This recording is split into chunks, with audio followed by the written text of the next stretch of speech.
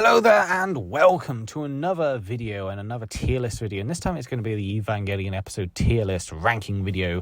Why? Because Evangelion is my favorite anime and I absolutely love the show. This is all about the original series. I'm not going to do anything about the rebuild films. For one thing, the rebuild films probably won't be ranking as highly as the original series in my opinion, personal preference. But at the same time, this is all the episodes from the original series, including End of Evangelion. End of Evangelion is technically two separate episodes, but at the same time, some people prefer to keep it as just one long movie. It's up to you, really. I'm going to go through each and every episode. I'm going to talk about why I like about them, where they rank on my on this tier list, and specifically, SS being the best of the best, the greatest episodes, while all the way onto F tier is the worst episodes, the episodes which are just, let's just say, filler, ones which just aren't very interesting, ones which just don't really do anything for me. So, without further ado, let's start with episode 1, the very infamous episode to begin it all. Episode 1 is a very iconic episode, all things considered. I think even people who've never really watched the series or have been told about the series will recognize a lot of the things that happen. You know, it's a boy who's standing by a phone, on call, waiting for Mistake to pick him up as an angel attacks the city. He's introduced to the world of Nerve. He's shown an injured girl who he happens to see very briefly earlier on, just standing there menacingly, staring at him menacingly, and obviously he goes on to get into the robot to battle this angel. It's like a big old mech anime. Obviously, for those who have seen the show, we know that it does sort of subvert expectations on what a usual giant mech battling big monsters anime usually goes across. Now, with this first episode, it is very iconic. Everything is recognizable. Whether it's Shinji stood by the phone booth, whether it's Misato's first appearance, whether it's, seeing Rei just standing there and just disappearing, whether it's seeing the injured Rei later on, whether it's seeing the, Eva unit itself, the angel stomping around, there's missiles being fired from the government, from the military, etc., all this awesome stuff. And of course the final battle right at the end, Shinji's on the back foot and then he fights back and he beats the angel. I love the way the angel attacks, by the way. I love the way it just grabs him and it sort of has this like thumper beam that comes from its elbow that just hits Shinji. I think that's really great. I also quite like that the battle isn't necessarily shown in its entirety. You are left, at a suspenseful cliffhanger, wondering where this battle is going to end. It's a very good start, in my opinion. It's a very good start. In fact, this is just such an iconic piece of media and such an iconic episode that, honestly, this goes right at the top straight away. Like, this is such a fantastic episode, such a great way of starting, such a great way of introducing things. Not necessarily, giving every detail straight away to us, but giving us the bare bones basics of what this show is going to be about, what's going to be happening, and just letting it all roll across. I really like this episode. Very iconic. Obviously, loads of people love this episode. And it is sort of like a part 1 to a 2-part story. The way a lot of these Evangelion episodes work is that they're sort of like serialized stories. You got part 1, part 2, part 1, part 2, etc., etc. But one could also argue it's just one long continuous story, which it sort of is. So yeah, right at the top, really good episode, really memorable. It's iconic. On to episode 2 now, and episode 2 is more or less a part 2 to part 1, which is episode 1. It's quite an interesting way to start, as there's no real clue on how the fight actually went, because we see Shinji just in the hospital. He just wakes up and even he has no real clue on how it went. And, it's not helped by the fact that, you see how other characters are acting. They're very, quiet, very coy about everything. Gendo gives him this, like, really angry scowl in the elevator. There's this idea that Shinji fucked up and, he has no clue. We, the audience, have no clue. We sort of sympathize and follow Shinji, He is the character that we are following the whole series. And so, this is a great way of allowing the audience to be attached to Shinji in a way.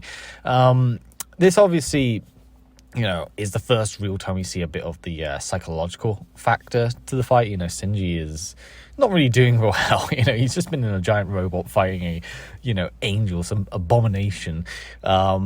And he really doesn't know how well he actually did, how poorly he actually did, he has no clue. Obviously, Shinji did do well, he did beat the angel, he saved the day, but he doesn't think of himself as that hero necessarily. It's quite an infamous episode as well, because this is the first time we see Masayo's home. It is just trash. It is completely trash everywhere. It's messy, it's unkempt, everything about it is awful. We get a little bit of an introduction to Masayo, because the first episode we only saw her straight away briefly. She's this sort of badass chick who's taking care of Shinji. This time we get a little bit more insight to her. She's very laid back, she's very outgoing, she's very happy and giddy. Obviously later on we find out that she isn't as happy and giddy as she might put on. I absolutely love the moment where she's drinking beer. That always sits in the back of my mind whenever I think of Evangelion. It's one of those few frames of animation which is just so perfect. The way she screams in joy as she drinks the beer, and she's shaking as if she doesn't actually really like the taste in a way, but she does. This episode sort of made me fall in love with Masayo, or Misumi. Masayo's just an awesome chick. Made me fall in love with her in more ways than one, obviously.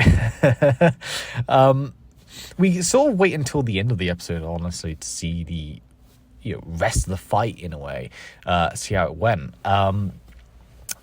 But yeah, this is a bit more of a laid-back, more comical episode, I dare say. It's still a good episode, don't get me wrong. It's not as good as episode 1, in my opinion. So it's going to be down a tier, but still a really good episode. I love it. Especially Masayo. Masayo is fucking awesome.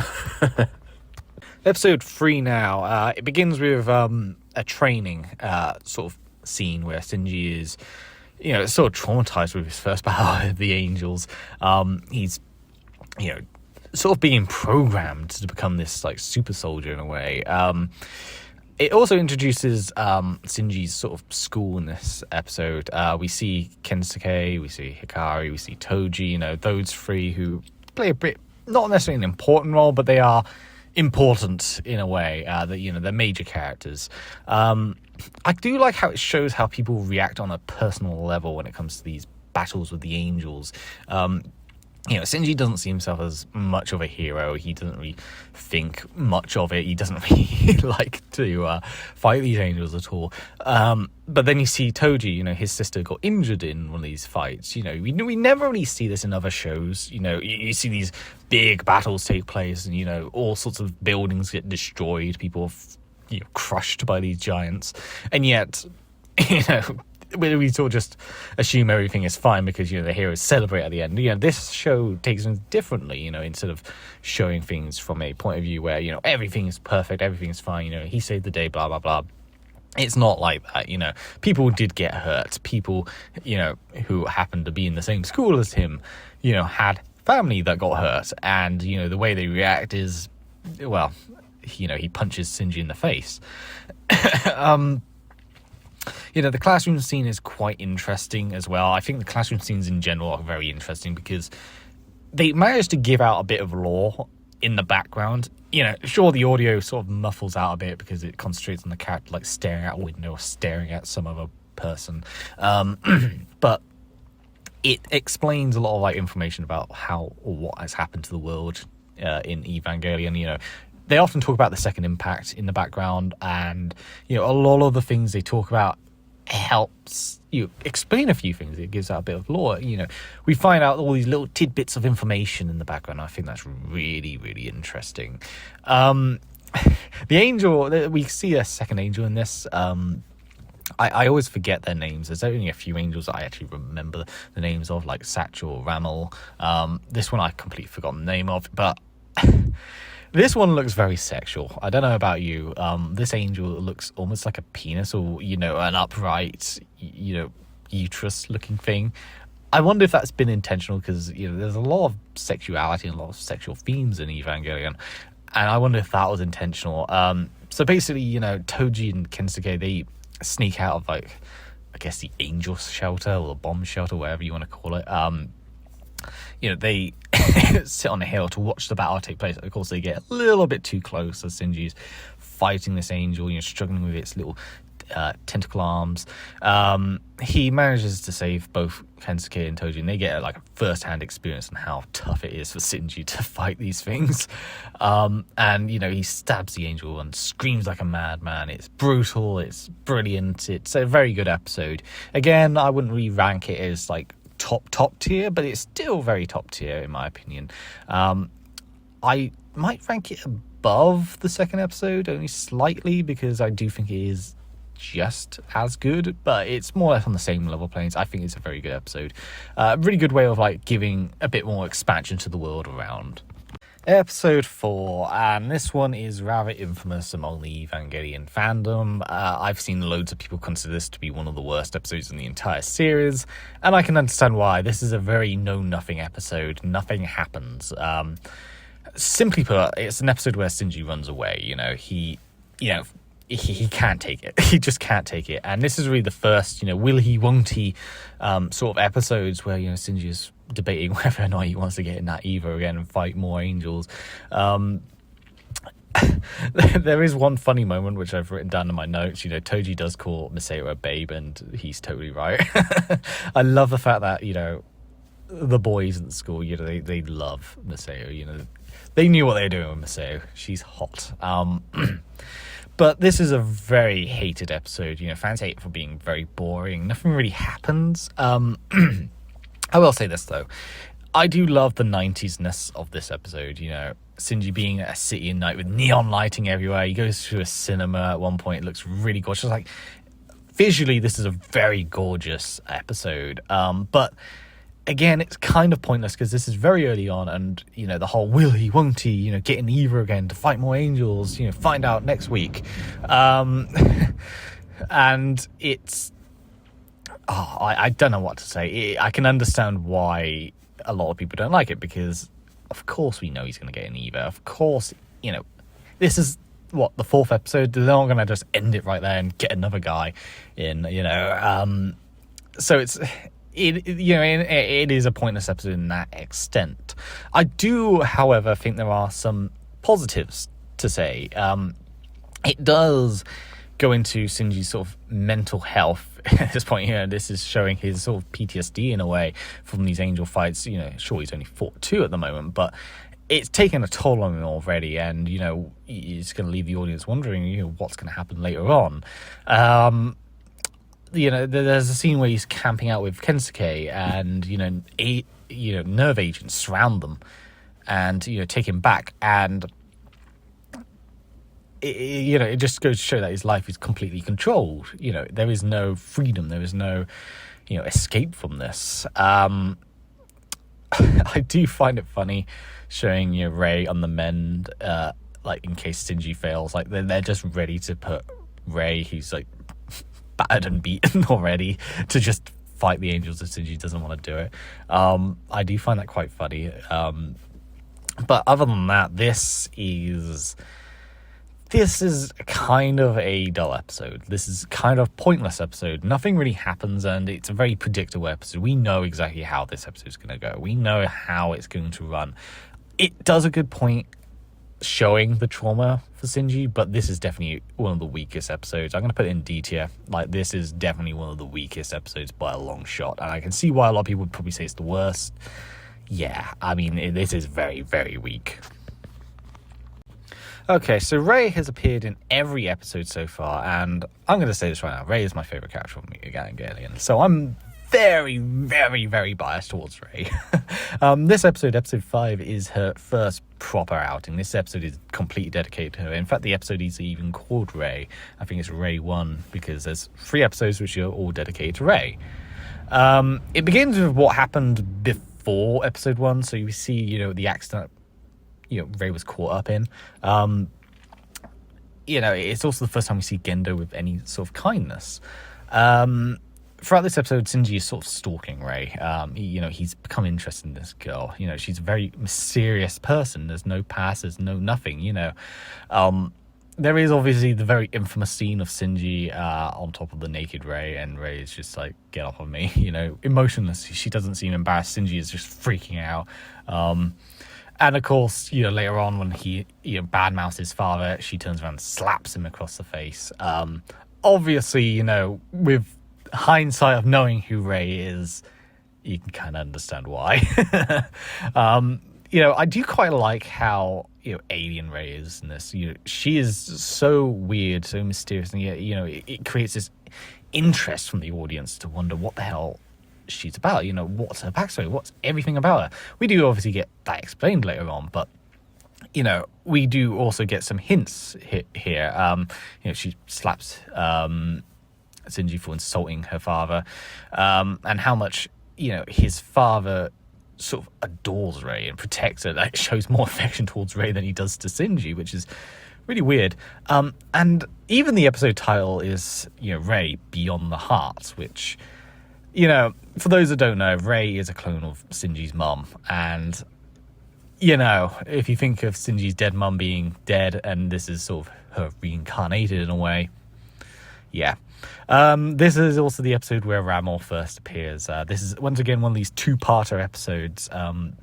This is sort of part one, the next one is part two. Ramel appears. Ramel is, to a lot of people, the best angel, and it is. I love the look of Ramel. It's a very basic looking angel, but it's just this giant behemoth of an angel. It shoots this powerful laser, destroys everything inside, has this drill that just goes into the ground. It's the closest it got to reaching Adam, or Lilith in this case. And of course it ends on a cliffhanger because obviously Shinji is about to get killed by this Ramel, and it's boiling him alive. Something interesting is the end credits. Now, throughout the end credits of each episode, you have the upside down Rei sort of like floating in the water, twirling around. The episode music is lower pitched this time. I like how they do that whenever there's like a really dramatic moment at the end. I love this episode. This is definitely at the top. One of my favorite episodes. Love this episode. It's got Rei in it. I mean, that's already a benefit. And it's got Ramel, its first appearance, and it is a part one of two-parter, technically speaking. Really good episode. On to episode 6 now. Now, this is pretty much a continuation of episode 5. Sort of a part 2. Continues off after where, episode 5 left off. Shinji defeated by Ramel before he can even get up and fight. He's in the hospital, and Rei just tells him straight away, we gotta meet at this specific hour, this specific time, this specific location to fight Ramel. Ramel itself is just a really cool looking angel. I mean, yeah, it's very basic. It's basically just big, large, floating diamond. Reflective as well. It's really gorgeous. I love the way it fires this laser. I love the drill. Everything about Ramel is just great. Like, it is the angel that made the most progress out of all the angels so far. And I think one of the reasons why it's so beloved by a lot of people, by a lot of fans, aside from like the meme material, is because of this episode, or because of these episodes in particular. These episodes are certainly some of the best in the entire series. Like, I absolutely adore episode 5 and episode 6. Episode 6 is probably better than episode 5. Episode 5 is more character focused. This is more action focused. It is definitely one of the best. I do like how Rei and Shinji's relationship has sort of developed in the span of a very short couple of episodes. She promises she'll protect Shinji, and Shinji is thinking about why his father would rescue this strange borderline autistic girl. It certainly creates a lot of intrigue over to the mystery of Rei, and Shinji himself is basically us, the audience, wondering who the hell Rei is and what's her deal. But at the same time, we can't help but love Rei. The battle itself is awesome. It's not necessarily, big mech beating the shit out of an angel and then stabbing it in the heart or whatever. This is instead, Rei has a shield, Shinji has a gun. They have to shoot it directly in the middle, blow the fucking thing up. And Ramel's death is fantastic. I love the visuals of this thing just burning after being blown up and just crashing into the ground. I will say this, the Rebuild series did a really fantastic job with this fight in Ramel itself. I wasn't necessarily the biggest fan of it transforming all the time, I won't lie. I sort of like the basicness of Ramel, but that doesn't take away from the fact that Ramel is awesome, and the fight itself is awesome. This leads on to something which I quite like a lot regarding Evangelion and the angel fights, and that is, each fight is unique. Each fight is different. It's not a simple, Eva versus Angel. It's, there's something unique about each and every fight. The first two fights are more or less that basic, punching and beating the shit out of this thing. This one is a lot more tactical. And, in my opinion, this is probably the best of the fights. There's others which are like underwater. You have to then get underneath it, run at it at the same time, open up its AT field. All these different tactics, all these different styles of beating up these angels. I do quite like that a lot. The visuals and the music in this episode in particular are great. I love that shot of Shinji and Rei sitting, waiting for Ramel's appearance, right by their Evas, talking to each other. And obviously the ending shots, the parallel between Shinji and his father saving Rei. And, ironically enough, if you think about it as one big family, well, yeah, you get the picture. I love the parallels of that. I love how, Rei starts to trust Shinji a bit more, and Shinji, sees a new side to Rei, especially with that little cute smile. I love that smile so much. This definitely was the episode that made me completely fall in love with Rei. This is definitely one of my favourite episodes. It's way up at the top right away, above everything else. Best episode so far, episode 6. So episode 7 is a step down in quality. One of the problems with episode 7 is that it's sandwiched between two very big episodes. You have the Ramel fight and Rei smiling and all that. Very focused episode in the previous one, and then the episode after this is Asuka's debut. This one is so poorly sandwiched between the two that it's honestly forgotten a lot by the fandom. Like, I rarely ever see people talk about this particular episode. This is also where the Shinji holding the cup meme comes from, and it's also the first time where you can obviously tell that because of budgetary reasons they had to repeat a lot of footage, because the animation of Miseo drinking beer is done twice in this episode, and it's the same animation from episode 1. Episode 2, I should say. I do love the fact that Toji and Kinsuke are absolutely horny over Miseo. That's hilarious. There is a lot of humor in this episode. It's definitely a Miseo focused episode, because the first part of this episode is Shinji just sort of grumbling about Miseo. She's just unkempt, very boisterous, timid almost, laissez-faire, MILF. No better way of putting it.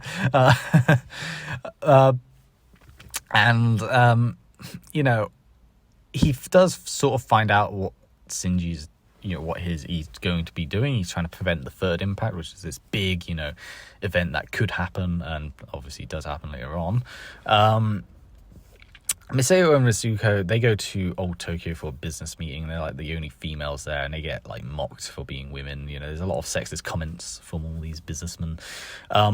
Basically, they want an unmanned unit rather than Eva, because they don't trust Nerve when it comes to the Evas, especially if the Evas go berserk. And we do see later on that the Evas do go berserk, and when they go berserk, it's it's catastrophic to say the very least. Miseo, after all the comments she's made, and after all they made, and the mocking of the Evas, she kicks a locker, manages to completely dent that locker. It makes you wonder how strong this woman is.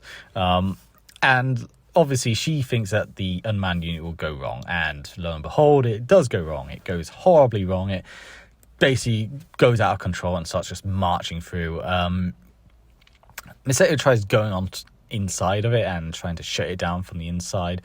Shinji goes off in the Eva to save Miseo and to stop this big thing. Obviously, Masao survives. She's almost, cooked alive inside of it, but that's about it. She's saved, and then it's back to the beginning again, more or less. Shinji looking at Masao disapprovingly as she's weird and odd and all that. And the whole message is basically, we're a family. That's basically the message of this episode. Very dull episode, honestly. This one, I think it's not helped by the fact that it is sandwiched between two very big episodes, very memorable episodes. And this one is just not very memorable at all. It's, it does introduce a few things. It doesn't, give us an insight of how the world is working. They are trying to create other things that aren't evils to combat these angels. There are other ways. The whole message of, we're a family, I feel like that could have been done far better. In fact, this whole episode could have been done a whole lot better. And it is done better later on. I think episode 20 or 21, around that area. It's somewhat developed. He gains a little bit of trust with Masao, but at the same time, this is just such a drag of an episode. And it's somewhat predictable. We know it's going to go wrong. We know they're going to save her. A very dull episode, honestly. Very weak. I'm going to put it in D tier because it's just very, very low. Like, it's forgettable. It's a very forgettable episode. You could take this out of the entire series and you wouldn't be missing much. In fact, they did in the Rebuild series. They completely removed this entire storyline, if I can recall. Did they? I don't remember. I don't...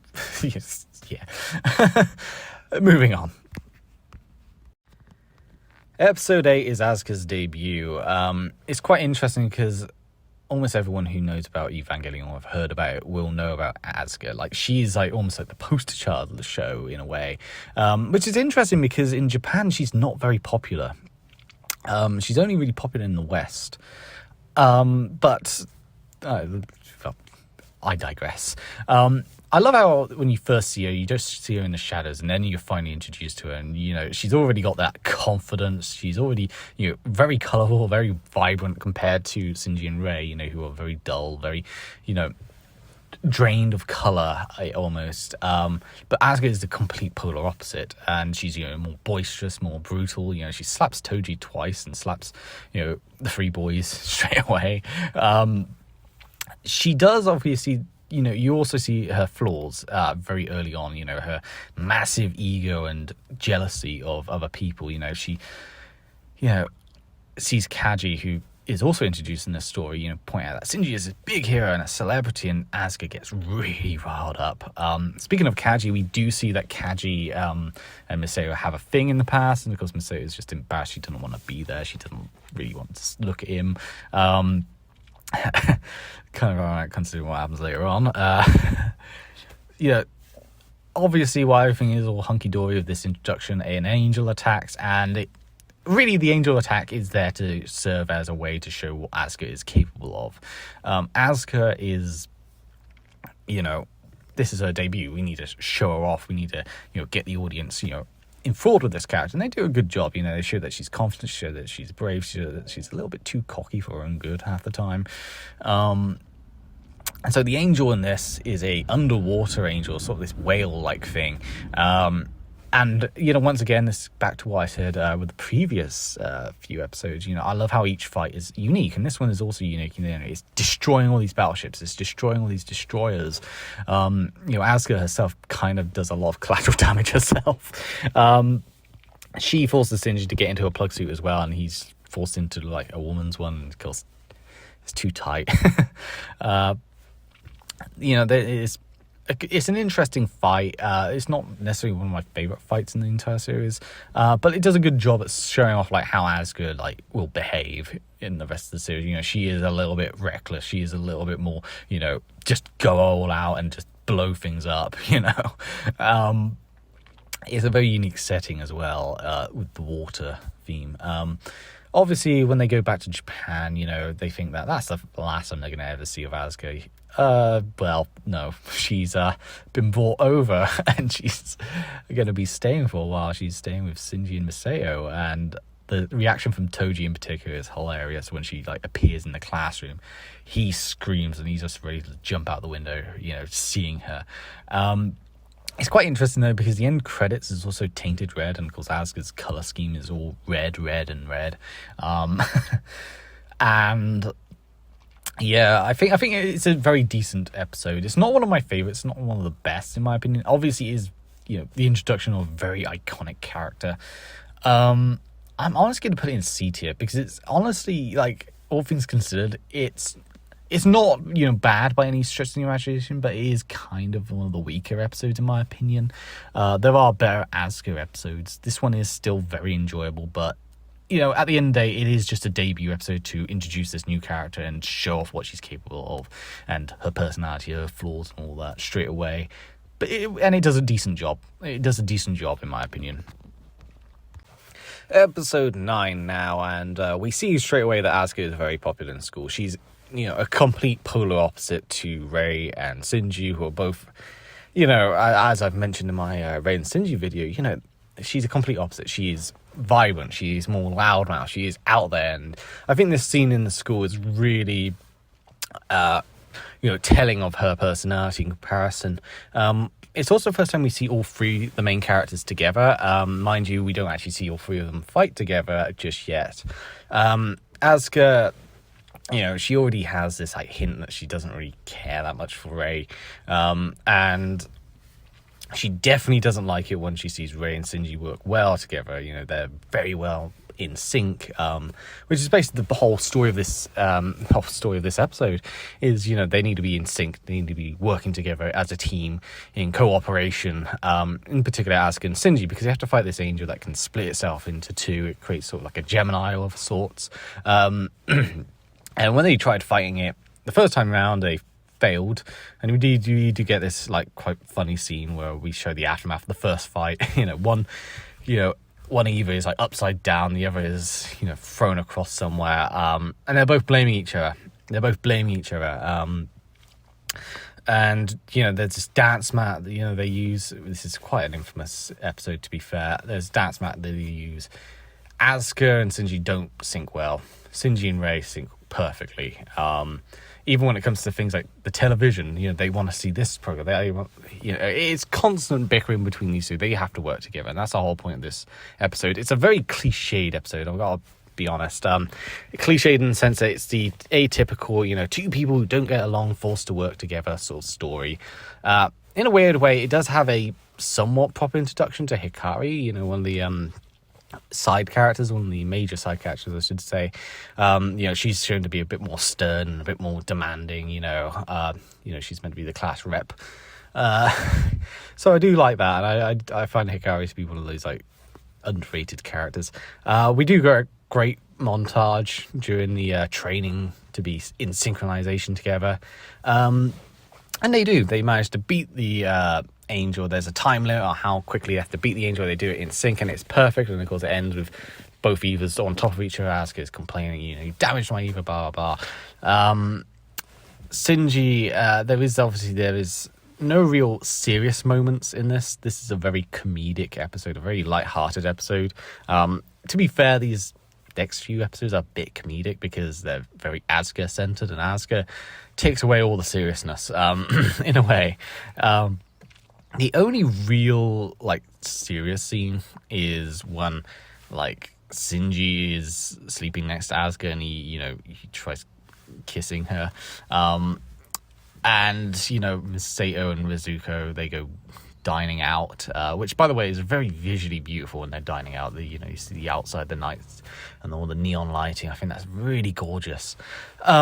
As for the episode itself, I gotta say this is a very average episode. This is definitely C tier. This is not particularly exciting. I'm not gonna lie, a lot of the Asuka episodes are pretty low tier. Not because I have a personal bias against Asuka. I do like Asuka, but a lot of her early episodes are very low tier, and this is a good example why it's very cliched. It's not that interesting in comparison. That's not to say it's bad. It does have its moments. Like I said, it's a very humorous episode. It's very lighthearted, but comparatively speaking to some of the other episodes, definitely a weaker one. So another one of the Asuka-centered episodes, and this time it is them diving into magma. It's the first time we ever see, like, properly Asuka's obsession with Kaji. You know, she basically wants to fuck him, you know, despite the fact that she's underage and he's, you know, an older guy. She just wants to fuck him, you know. There's no polite way of putting it. Shinji and Asuka miss out on a school trip because they must do a task. This is the episode which has the inflation suit, you know, where Asuka's just inflated. Yeah, there's some weirdos out there that really enjoy that. Asuka teases Shinji with her swimsuit and boobs when they're swimming. Rei just floats by effortlessly. I think that's quite humorous. We see that in comparison to the other characters. Asuka absolutely loves this job. She wants to prove that she's the best, and she loves, you know, doing all this stuff because it's adventurous, it's fun.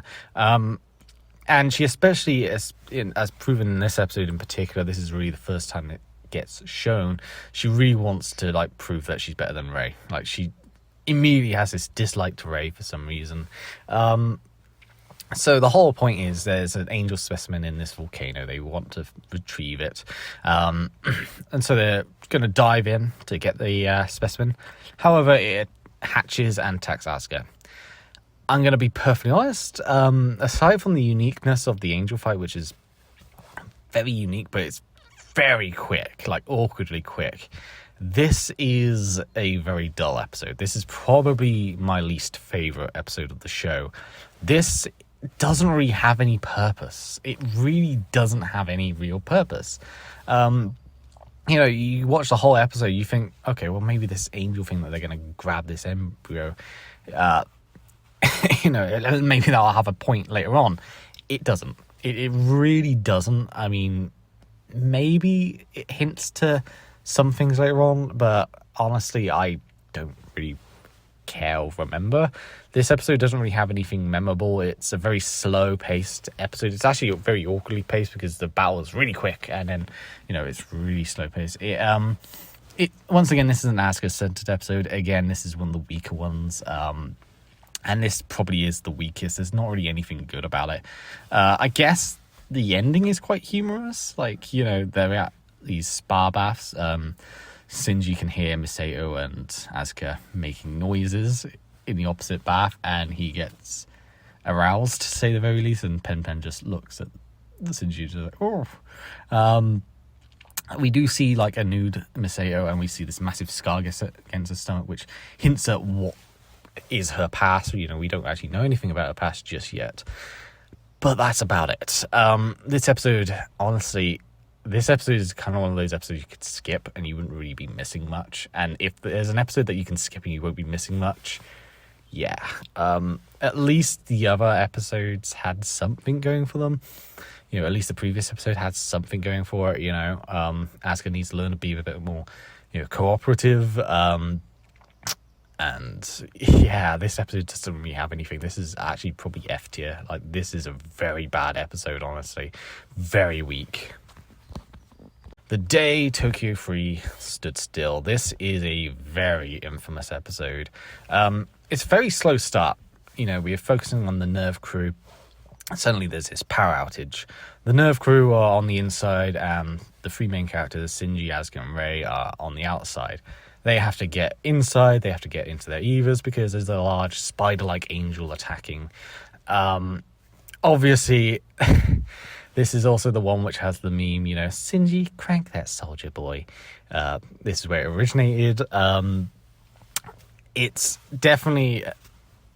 This is the first time we actually see all three of the kids, you know, working together, beating up an angel. This is a very good episode, I gotta say straight away. Something that I did notice, however, and this is something that a lot of people have pointed out, the animation style looks incredibly different. Like, if you watch some of the other episodes, then you watch this episode, you'll notice this drastic change to the animation.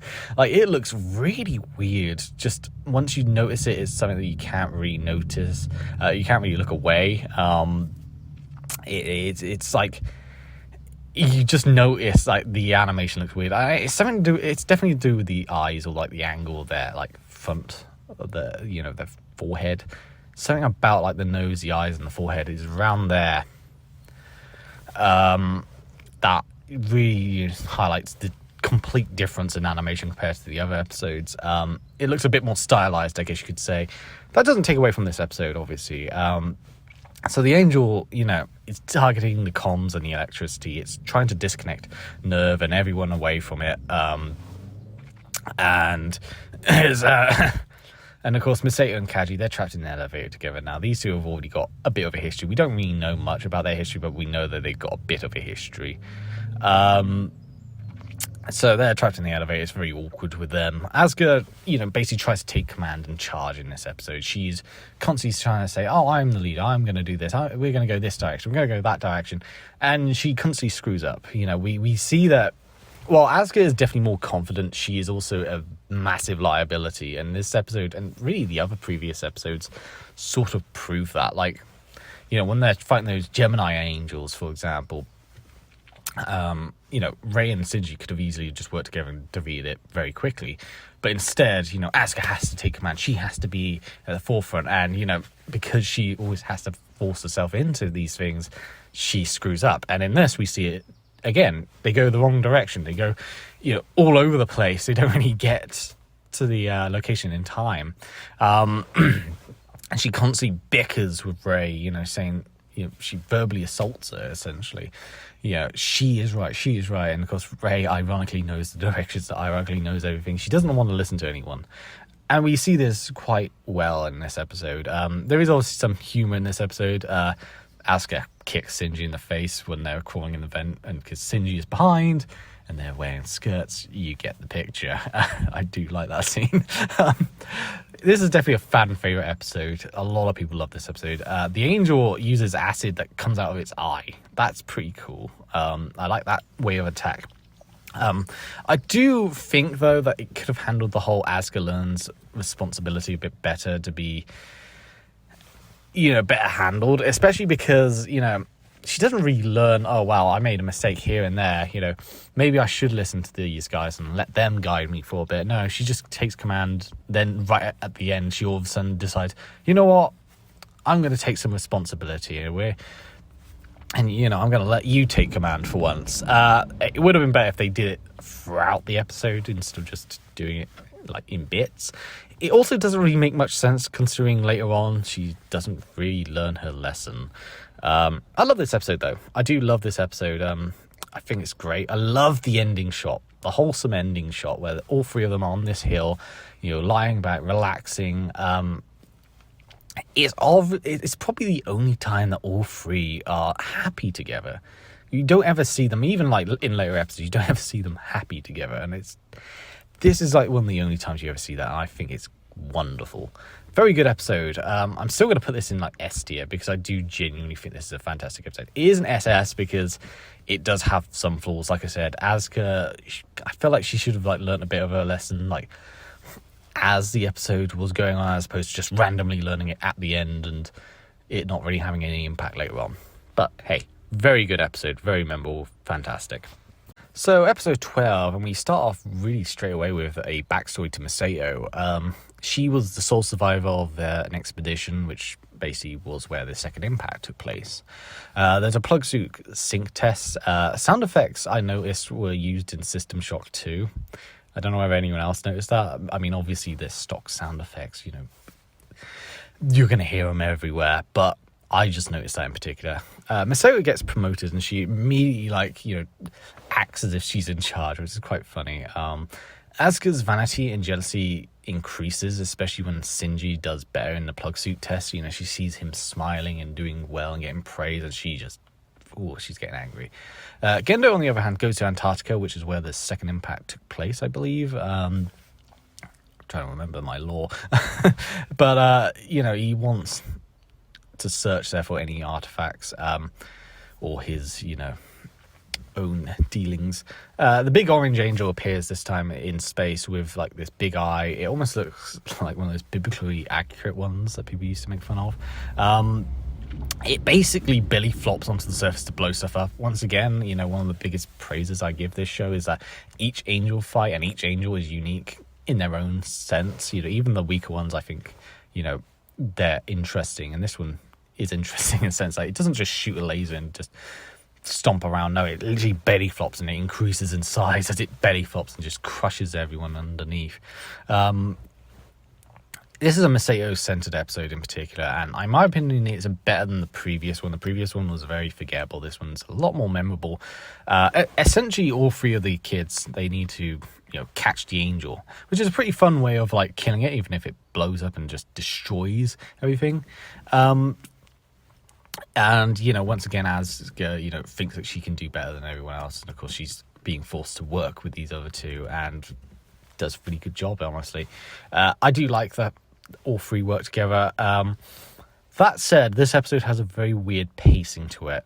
Like, it feels like it's all over the place. It wants to go from this direction and this direction and that direction. It doesn't feel like it's consistent or cohesive. It feels like it's just trying to do a million things at once and hope that it sticks. It does end quite wholesomely, like the previous episode. They all celebrate their victory by eating out. I think this is the first time we find out that Rey is like a vegan or something like that. She doesn't eat meat. They all eat out. It's very wholesome, very nice. Again, it's not as strong as the previous episode in my opinion, but it's an okay episode. This is probably another C tier episode, better than the previous C tier episode, but it's C tier and it's okay. It's average. Episode 13 now, and this episode is unique in the sense that it doesn't really concentrate on our three main characters, Shinji, Asuka, Rey. Instead, this really focuses on Nerve in particular, and Rizuko in particular. Her mother, as it turns out, she helped build Nerve and all the computer systems and what have you. And it's not to say that our three main characters aren't in this. They are. They're all naked. They're getting showered. Asuka is complaining about it. She doesn't like it, especially because Shinji's there. And, boys shouldn't see girls naked. They have an EVA test. However, this really unique and somewhat underrated angel, this virus thing, infiltrates the system. The angel at first attacks Rey and goes after Rey in particular. Now, obviously, if we already know about Rey and what she is. So, of course, in hindsight, it's understandable why. But, Rey actually screams in this, which is really weird and unique, because you don't ever see her, emote. But this is, one of the first time we ever see her emote. Really cool and underrated, this angel. I do. Gendo obviously shows his more, sinister side here. He only wants either one to be safe. He doesn't care about the other two. The other two could be expendable, which shows, he does prioritize Shinji over the others, which is quite fucked up, all things considered. It's very tense as the angel, this virus angel, just takes over the system bit by bit. It's not really a physical fight, this. They can't just beat the shit out of this angel. This is more, technological. Rizuko is the one that ends up defeating it. She goes into the main computer system and resolves the issue and saves the day. We find her out, her mother is responsible for the whole system of things, which is interesting, especially later on we do see Rizuko's mother. Very interesting, in fact. The kids, on the other hand, they play literally a side role in this.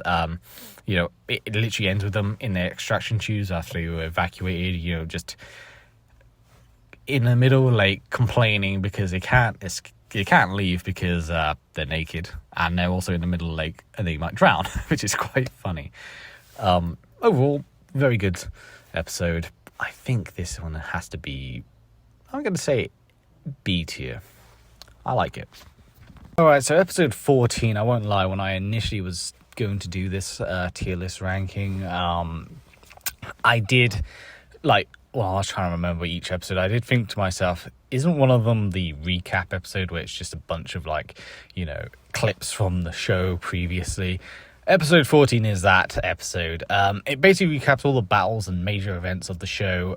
It's essentially a clip show for the first, 10 minutes of the program. And obviously if it's a 20-minute long, episode, half of it is dedicated to recaps, which honestly already puts it quite low on the tier list.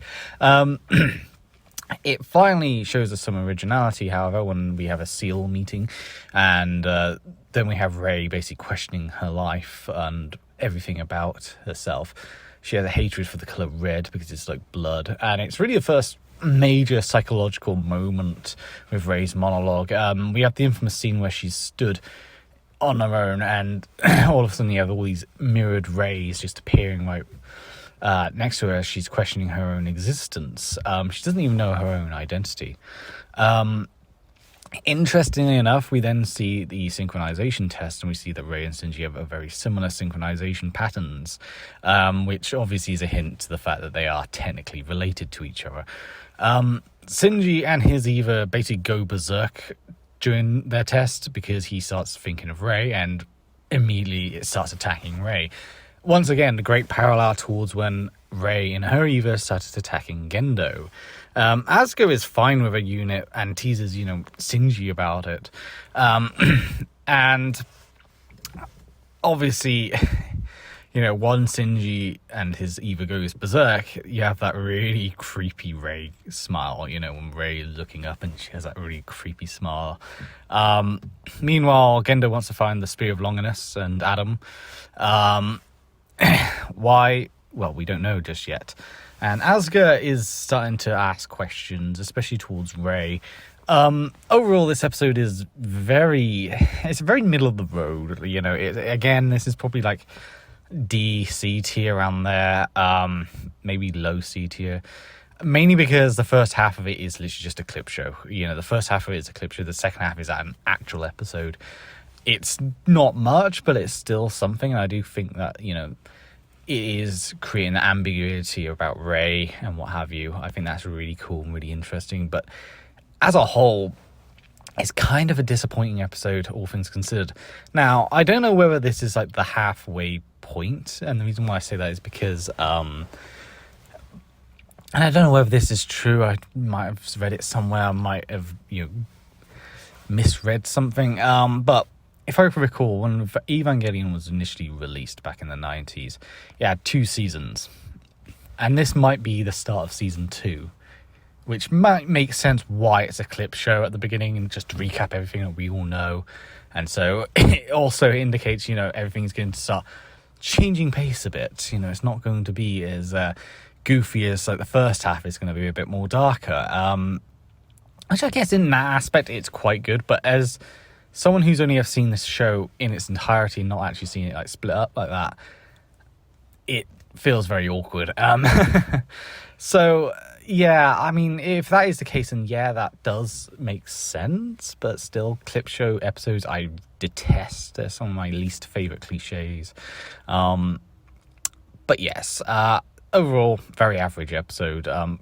Just upsettingly so, because it does have some good ideas, but all the good ideas are literally in the last section of the episode. The first half of it is just taken up with recaps, which yeah. So in episode 15 we see a bit of Kaji spying on Nerve. We already have hints that Kaji is a bit of a spy. He's not actually working properly with Nerve. He's doing his own thing for Seal and what have you, or for some other agency. Meanwhile, we sort of continue on with Shinji and Rey's relationship a bit, with Shinji showing interest in Rey again. It has that infamous scene where he says, you'd make a great housewife, and the way you were cleaning, you're like a mother. Obviously massive hint to the fact that Rey is technically a clone of Shinji's mum. Shinji and his father go to meet at Yui's grave. This is one of the few times that Shinji and his father actually interact in the series, and it's a very awkward reaction. It's not normal. Just the way they don't even really look at each other when they talk. There's almost this disgust between the both of them for different reasons, obviously. Meanwhile, Masato goes to a wedding with Rizuko and Kaji. They have a good time. Shinji is shown to be practicing cello for the first time. We see his musical talents, even though we don't actually see a lot of it in this show. We obviously do see it in Evangelion Life and Death. And we do see it in the video games, A Girlfriend of Steel 2 in particular. We do get quite a lot of infamous moments. For example, Shinji and Asuka are left alone together. and Asuka gets bored and asks Shinji to kiss her. Meanwhile, you have Misato getting really drunk and Kaji carrying her home. She gets mad and they kiss. It's interesting that they show the parallel between these two couples, I guess you could say. However, one is clearly done in a more romantic way, the other is done for comedic relief. It has a lot of great animation, and the animation in this episode particularly is really good, which is weird because it's not really an action-packed episode. You'd think all the action-packed episodes would have great animation, but this one has a lot, which is weird to think about. It's definitely a lot of contrasting in this episode. We have Shinji saying how Rei is like a mother, and then going to his actual mother's grave. Obviously, we know the truth in hindsight. We have the kissing between the two characters.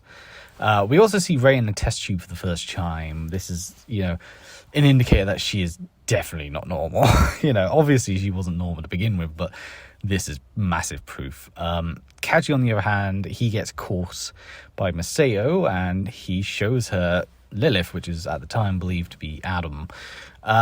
Not an action-packed episode, obviously. This is more character-focused and more story-driven. That said, I do quite like this episode. I think, it does a lot to develop the characters a lot more. It almost feels like the second half of the previous episode should have been a part of this one. Maybe for like a cold open or something like that. But I don't know. Like this is a good episode in terms of like character drivenness. Not necessarily action packed, but that doesn't really matter. It's all about character, and I think this is a very good episode overall. I'm going to put it in B tier. It's in B tier. I think it's okay, but it's not perfect as some of the other ones. I think it's a very good episode nonetheless. Alright, so episode 16, and once again Asuka is mocking Shinji for being weak-willed. He's very much, willy won't he doesn't want to be here. Asuka, on the other hand, she really wants to be here. She wants to be the best. Blah blah blah. Shinji obviously does really well in the sync test. Asuka is jealous because she feels like she's not really doing as well as she thinks she is. She seems. This is not necessarily the best comparison, but she feels like, one of those lolcows like Chris Chan or Cyrax. She thinks that she's really talented, really good at everything, and in reality is she's not. She's delusional, I guess you could say. And this episode really does show that, because an angel attacks, and it's the black and white orb one. Looks like a bit like a marble. I don't remember their names. I do apologize when it comes to the angel names. There's very few that I remember. During this angel attack, Asuka and Shinji argue. The jealousy results in Shinji getting attacked, and he's basically sucked into a black void. So throughout the rest of the episode, Misato is getting frightfully upset, and there's a rescue mission to grab Shinji from the void. Asuka, completely mocks Shinji's predicament. She thinks that she would have been perfectly fine. Shinji is just an idiot. He just got himself caught. Rei, for the first time, kind of gets a bit pissed off with Asuka and just confronts her. And, she outright tells Asuka, you're only here for attention. That's literally your only purpose. You're here for attention and praise. It's quite interesting because the animation is slightly different in this episode. I noticed there's a lot more darker shadows in this particular episode, especially when Rei and Asuka have an argument. Asuka's eyes glow in the dark almost. Misato's love for Shinji is much greater than Rizuko's interest in protecting the Eva, and she even slaps Rizuko at one point. I do apologize, by the way, if I'm saying the doctor's name wrong.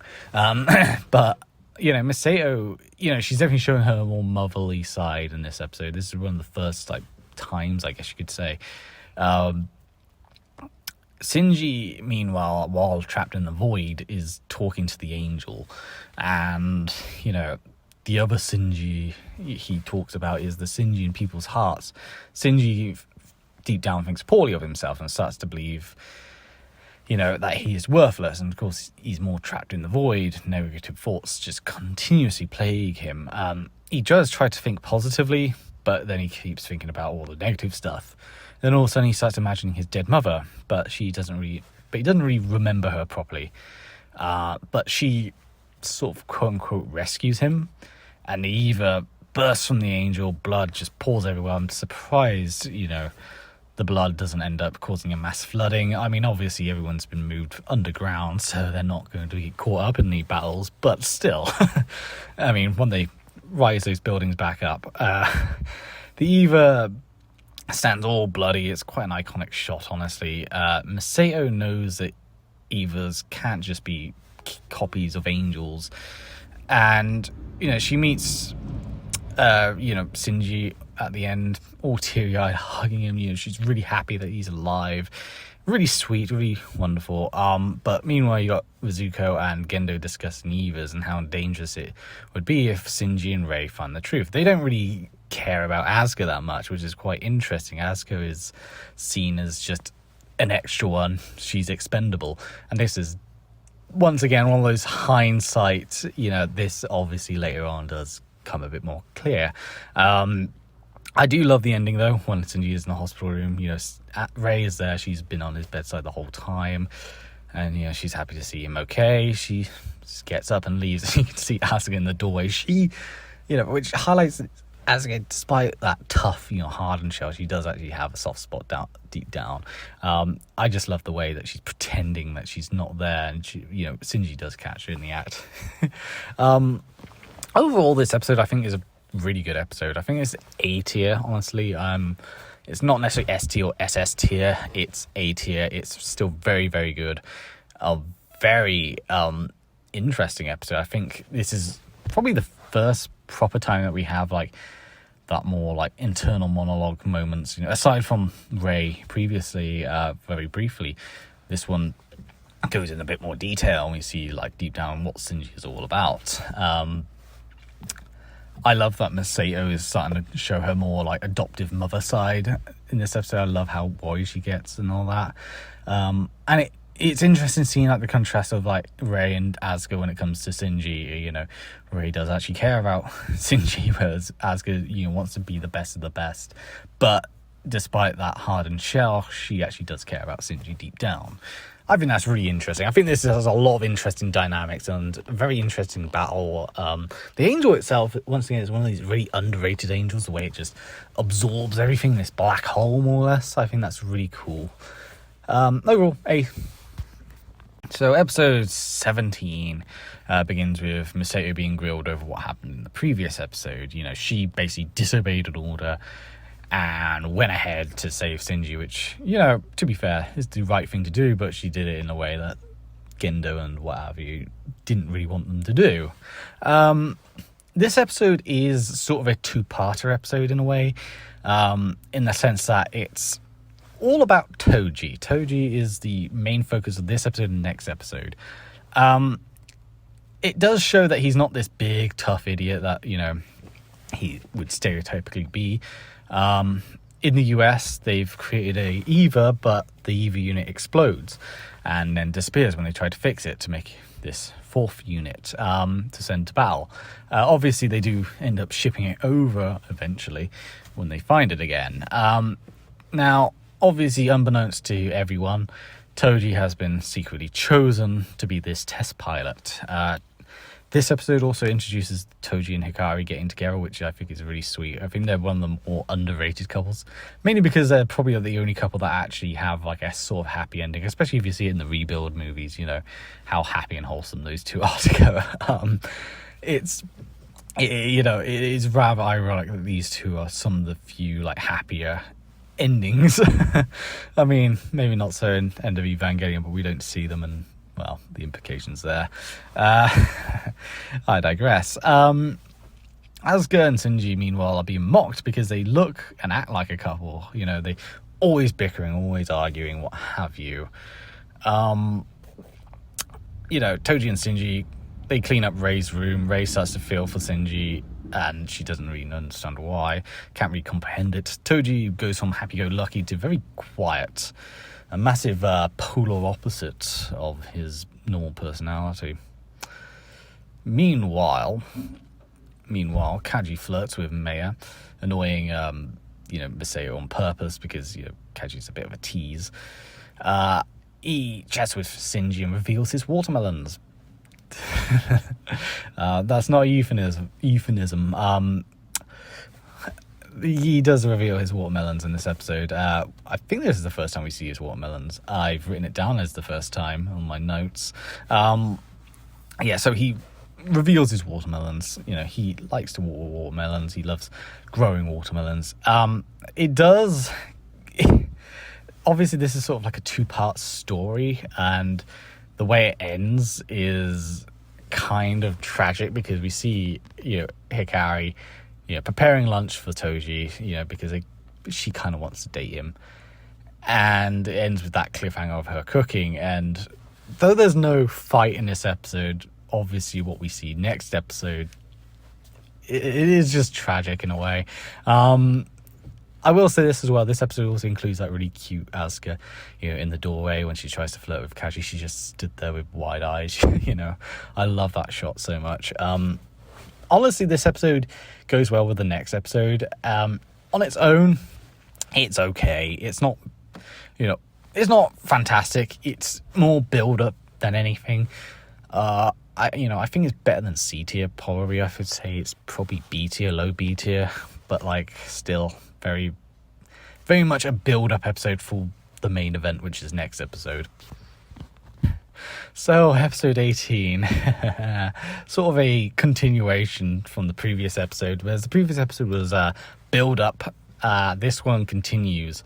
So, Eva 3 has finally been deployed to Japan, and, Toji only agrees to do it because, he wants his sister to have better hospital treatment. It really shows how manipulative these people are.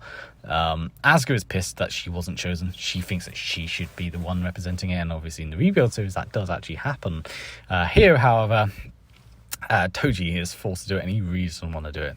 Hikari actually does admit to Asuka, her feelings for Toji, and Asuka is like, what? How can you love this guy? He's a tall, lunky idiot. And of course, then Hikari mentions, well, Rei and Shinji are a thing, and of course, Asuka flips. She's like, no, they can't, they're not a thing. She gets really hostile about it. Once again, showing that she does actually deep down care for Shinji and what have you.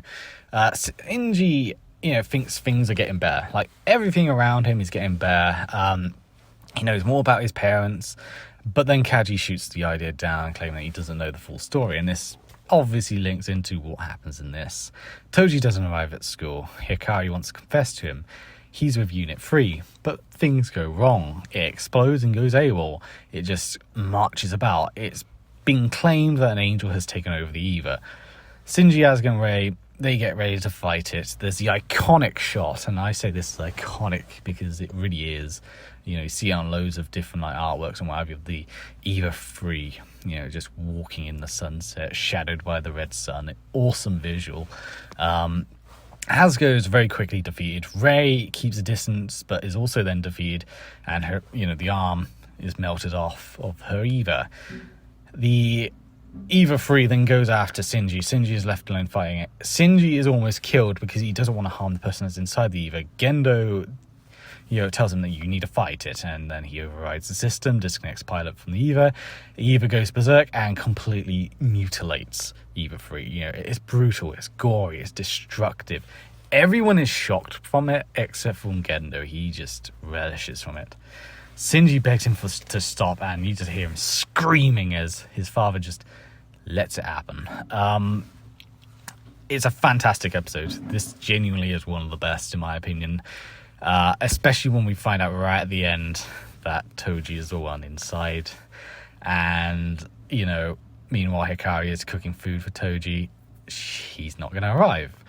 Miseo, tries comforting Shinji, but, Toji being the one inside the Eva, Shinji is fucking furious. This is a fantastic episode. SS, straight away, this is really good. One of the best episodes in my opinion. It's so good that it got recreated in the Rebuild series. It's got the iconic shot of the Eva 3 walking in the sunset. Everything about this is fantastic. It's a brutal episode, but it's fantastic. So yeah, it's episode 19. Shinji is pissed. He's refusing to get out of his Eva until he's eventually forced to by Gendo.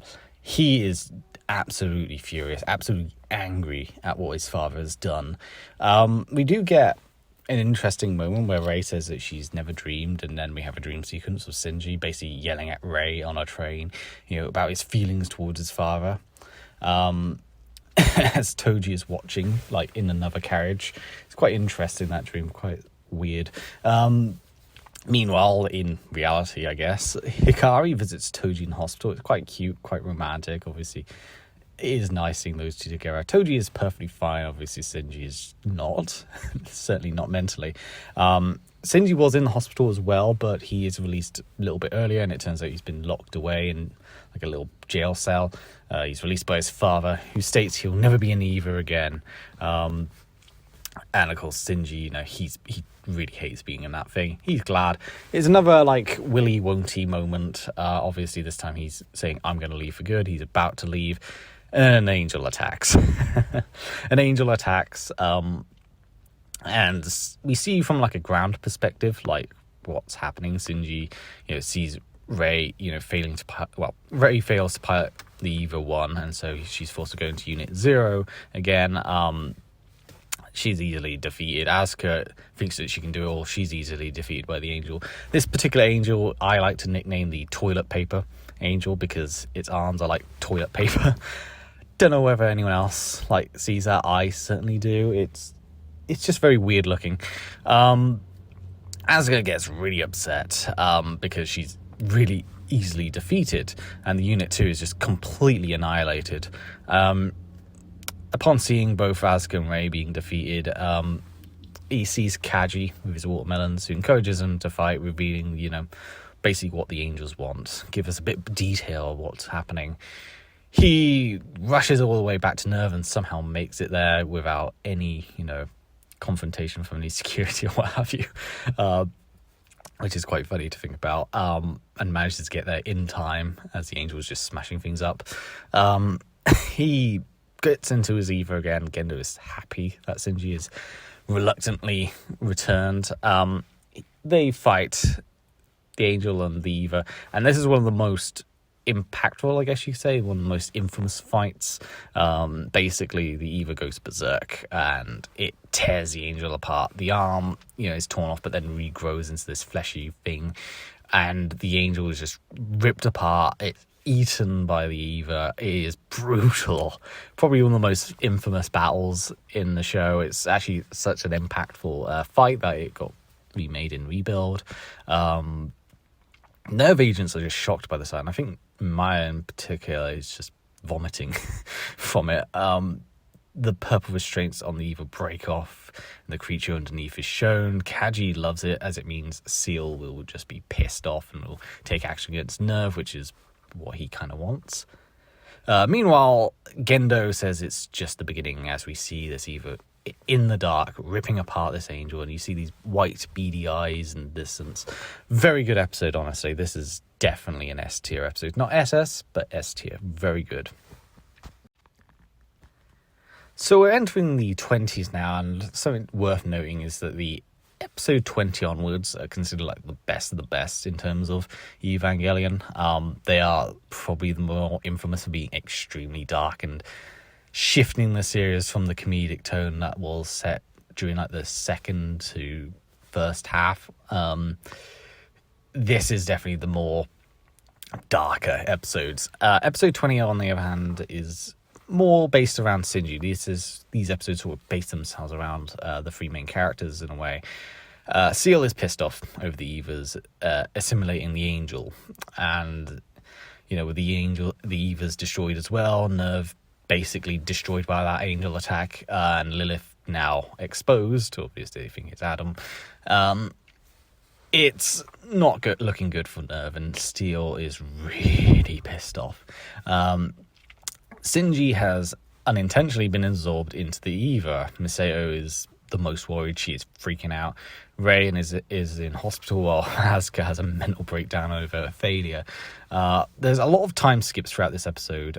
It skips from one day to another day to what have you, and we don't really see or hear from Shinji until the fourth day, and that's approximately 8 minutes in, almost halfway through. Shinji has this very mental psychological trip, which is really like psychedelic. He hates his father. He chats with imaginary Rei, who constantly questions him. The time skips sort of allow for these passages of time without much filler. It also allows for like the base to be repaired and things to be, rebuilt, like the Evas, which have been completely thrashed at this point. It's quite a clever way of just, making sure all those things happen. There's a lot of repetition from previous episodes in this episode. This is probably the first time you start to see the budgetary issues that the show had start to rear its ugly head, especially when talking to Rei. It's constantly the same, Rei footage. All Shinji wants is kindness as he talks to Rei in the train. He imagines naked Masato, Asuka, and Rei once again, repeating the footage, and all three of them say, "Become one with me, body and soul," blah blah blah. Very interesting that he hears his name being spoken only by once Rei appears. All the other characters, they say his name, none of them appear, but then Rei appears when she says it, which is quite interesting. Once again, hinting to the motherhood theme. Other characters are just text, if that makes sense. Masato is really submitting to her adoptive mother role. She's determined to get him back. When Shinji is quote unquote freed, she sees just this empty plug suit and she starts crying over it. Shinji, in the consciousness, I guess you could say, he imagines his mother. He imagines, he talks to his younger self, and it contrasts with the way Masato is, cradling Shinji, which is, once again, she's the adoptive mother in a way. He starts thinking about his dead mom, and it's interesting because at this point we find out that, if she had a girl, she would have named her Rei, which, hints at the relation there again. Shinji, of course, is brought back to reality and everything is all hunky-dory. And then we get the final 5 minutes or so, and my God. The final 5 minutes are basically Kaji and Masato fucking. It's quite hilarious and horny at the same time. You hear the moans. Kaji also, says, he wants information about the human instrumentality experiment, as he's plowing Masato. It's a very awkward final few minutes, but it is funny. Now, even though this is part of the best episodes batch, this is probably the weakest one in my opinion.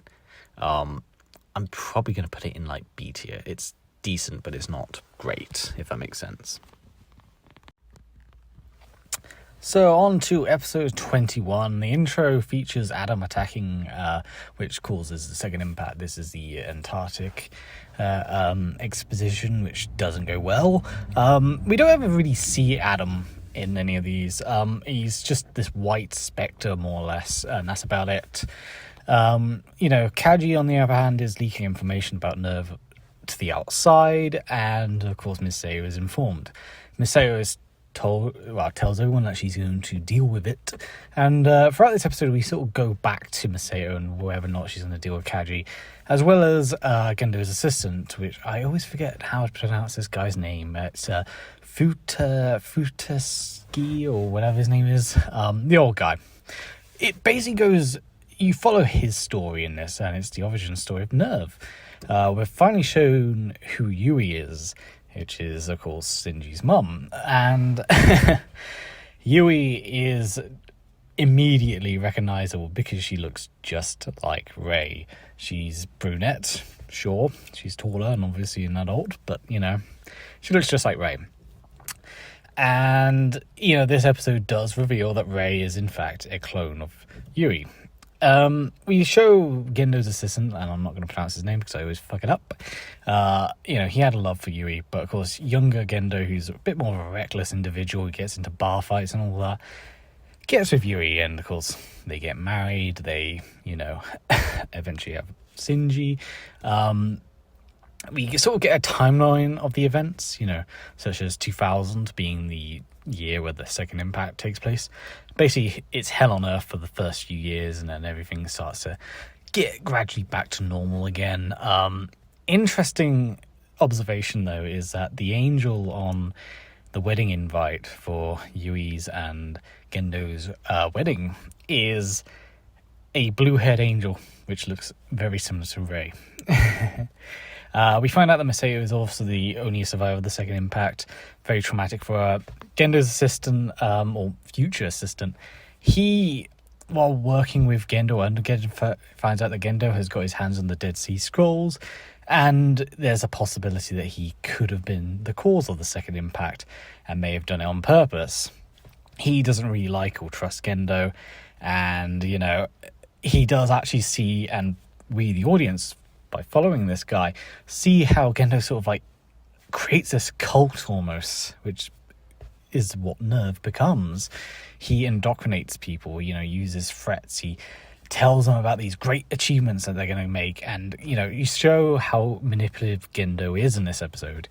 Obviously it's not called Nerve at this point, it's still just a subsection of Steel, or Gerin as it's officially called. And we're shown, you know, how evil Gendo is in this episode. We also see what happened to Yui. She tried riding the Eva and ends up dying. Shinji was there, he witnesses the death. Obviously Gendo never really recovered from this. We also see that he had a brief relationship with Rizuko's mother, who ends up building the computer systems for Nerve. She obviously is madly in love with Gendo for some reason, and you know, he doesn't love her back, and it's very obvious he doesn't love her back. Gendo deep down just wants to become a god, and with the human instrumentality experiment, he can achieve such a dream. Rei's creation is immediately, you know, setting off alarm bells for everyone at Nerve. You know, everyone who knew Yui, for example, they see Rei and they immediately make the connection, because we, the audience, also make that connection. Obviously, this also goes into detail on how manipulative Gendo is. That's one of the main, like, core story threads throughout this episode. You know, Gendo, in a way, manipulates Rei 1, or the young Rei in this, the first Rei clone, to insult Rizuko's mother and tell her that she's a hag and that she, you know, he doesn't love her and all that. She erupts in anger and proceeds to strangle Rei 1 to death. And, you know, this sort of hints into what happens later on with the other Reis. You know, Rei can die and just be brought back with another clone. And so, you know, she ends up killing herself after seeing what she has done. You know, it shows how psychotic and manipulative Gendo truly is. And then we cut into, like, modern day, or the current time, and we see how Gendo has somewhat manipulated Masato into killing Kaji. Kaji releases Gendo's assistant, who he, you know, in a way to break him out and get all the information about Gendo and Nerve out to the public. Masato is given a gun and is told, well, he's just run off. Truth is, she's being set up to murder Kaji, and she does. She shoots him. Masato then goes into a massive depression, and this affects her appearances later on in this series. She listens to the last voice message of Kaji's death, and she's just distraught. Shinji hears Masato crying and hides himself away, and it's not really just, you know, Kaji who dies, or Yui that dies in a way, or Zuko's mother, but also Masato in a way dies in this episode. She also, you know, ends up, you know, deceased. If you think about it, in a way that she no longer is herself after this point. The whole episode shows Gendo's control, shows his manipulation, shows how he orchestrates deaths, how he manipulates people into doing his bidding, into causing all this havoc. This is the best episode, in my opinion. This is 10 out of 10, the best. There is no flaws in this episode. It is a backstory to Nerve and everything about it. It is a backstory to Rei, a backstory to Yui and Zuko's mum, backstory to even Masato and Kaji, and it is everything you want in an episode. This is a brutal episode as well, especially towards the end. You know, the ending of where Kaji gets killed, you know, admittedly, you know, it's quite sad. You know, you see poor Misato just depressed about it. But we see just how much control this evil bastard has. You know, Gendo is shown at probably his most ruthless in this episode. And it shows just how he's able to get his own way no matter what. And he has been getting his own way. And the one time he doesn't get his own way, well, it results in the death of his wife. And it's driven him more mad than before. This is the best episode, in my opinion. Right up top. SS tier. The very best. So on to episode 22. Now, the previous episode was one of my favourites and is my favourite episode. Well, this one is also one of my favourite episodes, so this is already right at the top. This is basically Asuka's no good, very bad day. The cold open, it shows Asuka preparing for Japan as she's with Kaji. She wants to be with him and even, you know, goes as far as to almost, you know, try to have sex with him, even though she's 14 and he's, maybe in his 30s or something like that. You know, she is obsessed with Kaji. It's very unhealthy how obsessed with Kaji she is. But it also shows her obsession with dolls. And this becomes a recurring theme throughout this episode. It's not your normal opening. There's no real, you know, massive, you know, what was it? Cruel Angel's Thesis. I had a brain fog there. It's just straight into the action, more or less. It's all focusing on Asuka, and I will say this right now. When I first watched Evangelion, I hated Asuka. I really did. I could not stand her. And this episode changed my perspective massively. I do enjoy Asuka now. I just want to point that out. But when I first watched it, I couldn't stand her. I found her annoying in this episode. Well, in a way, this episode punishes her for her disobedience in the previous episodes. So we find out in this episode that other Evas are being produced, and of course, you know, we do see these other Evas in End of Evangelion later on. And so, you know, Misato, who is still reeling over the death of Kaji, she suspects the angels are after something else. She's starting to suspect there's something more going on here. I mean, she sort of already has, but this time she really is getting there. Asuka is, you know, she's having a bad time. You know, she's thinking about her mum. She's talking to her adopted parents and all that. She's also on her period. But one of the things that really riles her up in this episode is she sees Shinji and Rei together in a good relationship. And she's just pissed off that they're happy. And yet she's, you know, she lost a big battle. She destroyed her Eva. And she's constantly seen as just a detriment to the team and all that. Asuka, you know, even lets it out in the very infamous elevator scene. You know, Rei tells Asuka to open her heart to the Eva to get it to function properly. Asuka just retorts and says that Rei is just a doll. She has no independence. You know, she would take orders. She would just jump off a cliff if she was told to. And, you know, she complains she hates everyone, and then she also hates herself. It shows that Asuka is a lot more complex than this, like, over-the-top character that we saw very early on. You know, so Shinji doesn't really want to fight when an angel appears, and Rei is also meant to fight this angel. However, Asuka, being Asuka, decides, no, I can do it, I'm the best. And this particular angel, which is a really cool design, by the way, it looks almost like, you know, big crackly sort of lightning striking looking angel, glows and all that. It basically gets inside Asuka's head, and it shows her things she doesn't really want to see. And the visuals that she's shown is who she actually is. It shows her as this brutal, brutish girl, this girl who's, you know, very sexual despite her age, this girl who, you know, does all sorts of these horrible things and is not necessarily the nicest, and also has this tragic backstory revolving around her mother, who was mentally unwell, so much so that she ends up almost killing Asuka and then killing herself. So, yes, Asuka does not have a very good time, and she even says, her mind is basically being raped by this angel. She is violated, and it is brutal watching her being tortured this way. But at the same time, you got to understand how she acted in previous episodes. This was coming, There's a lot of repetition of the scenes, but the thing about the repetition here is that each time it's being repeated, the voice is in a different tone and a different tempo. It's really interesting. It shows that, saying, no, it's not me, I'm not like this, and of course, she is like this. Meanwhile, Masato finds out that the second impact wasn't really caused by an angel, but perhaps caused by a person or an Eva. And of course, if you've seen the silhouette of Adam, it does look like an Eva. And of course, meanwhile, Rei is sent out to kill this angel, and she gets the Spear of Longness out of the Adam that's down below, or, Lilith. Which goes against Seal's demands, because Seal, they want the Spear of Longness. They think it's there to keep Adam in place and all that. But, Gendo says, no, get the Spear of Longness, kill the angel. They kill the angel, but the spear is lost in orbit.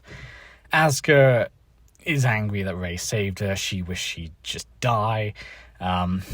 Because, after what she's just been through, she really just doesn't want to live anymore. Ironically, this episode does make me enjoy Asuka, despite the fact that, I didn't like her when I initially watched this. But, obviously, having rewatched this show so many different times, I do like her a lot more now. This episode is fantastic. This is certainly one of my favorites. It's just as good as the previous episode, in my opinion. It's probably the darkest episode as well. This is beyond one of the darkest episodes. Aside from End of Evangelion, this is definitely one of the darkest episodes. And, it has consequences later on, especially regarding Asuka. So after the calamity of the previous two episodes, things are just going to get worse. I remember there was this meme at one point which said, when you're watching Evangelion from, episode 1 to episode 20, everything is hunky-dory, and as soon as you get to these episodes, it's holy shit. So episode 23, at this moment in time, everything is bad. Absolutely everything is awful. Misato is currently listening to the message from Kaji on repeat on the phone. Asuka's mental breakdown has resulted in her just living with Hikari. She's playing video games all day, all night, and then she starts crying herself to sleep, saying that she's worthless and what have you. Hikari is, in a very awkward situation. Zuko's cat dies at one point. Gendo is berated by Seal, and an angel attacks. Now, this episode is another really good episode. These set of episodes are really, really, really good. They're definitely top tier in their own right. And I think what makes these episodes so good is really they go after each of the main characters. I have one about Shinji, which obviously I actually found to be the weakest. These ones, you have one which is more focused on Misato. You have one that's more focused on Asuka, and you have this one which is more focused on Rei. Rei Free, to be precise, and it's not just called Rei Free because that's the title, but Rei Free because, as we find out during this particular angel attack, I'll just talk about this episode to get a bit of an idea why it's called Rei Free. So, an angel attacks, Asuka is sent up, and she's so depressed she just can't really do anything, and so Rei is then sent forth to battle the angel, and Rei is attacked by the angel. The angel manages to basically seep inside of her, and she communicates to the angel, who basically says to her, you're one of us. This angel in particular is called the angel, or the actual name of the angel, I don't remember the specific name, but it actually not necessarily translates into, but it refers to the angel of the womb, which is quite interesting considering how Rei 2 dies here. Rei rejects this angel, and the angel mocks Rei for being lonely. Shinji is sent out to try and rescue Rei, and we know that Shinji and Rei are very close to each other. And so the angel, tries going after Shinji and starts doing the same thing to Shinji. And even turns into a projection of what we see in End of Evangelion, which is the Lilith Ray, perhaps a prelude to it. So this white angelic Ray with red eyes, comes towards Shinji, trying to like caress his cheeks almost, and manipulate him. Ray sees this and realizes, maybe deep down she does love Shinji and she wants to be with him. So she decides she's going to sacrifice herself to save Shinji and destroy the angel. And of course, as I've just mentioned, this angel, the name of it basically translates into the angel of the womb, and the way she dies almost looks like a pregnant woman, except she explodes. Shinji becomes incredibly depressed over Rei's death. He even yells at Miseo at one point, even though he says, there's no tears coming out my eyes, but he's really, really depressed. Like, this is probably the most depressed you see Shinji in the series. Like, yeah, he whines and moans in several episodes, but this one, you see him just basically immobilized. And, Rei's death is very emotional. However, miraculously, Rei lives. We obviously see, Gendo thinking about, we should probably get another Rei out, and, Seal wondering where the hell Rei is, because she's vital for our plans. So as soon as Shinji is told by Miseo that Rei is in the hospital, he rushes over, ready to meet her, and then we get the revelation, the reveal, although I guess we've already seen this back in one of the previous episodes, that Rei is not an actual person, but rather she's a series of clones, in particular a clone of Shinji's mother. And this particular Rei, even the title of this episode is called Rei 3, is just another clone, and she has no real memories of what happened in the previous episodes, and isn't the same Rei that we have grown up and enjoyed throughout this show.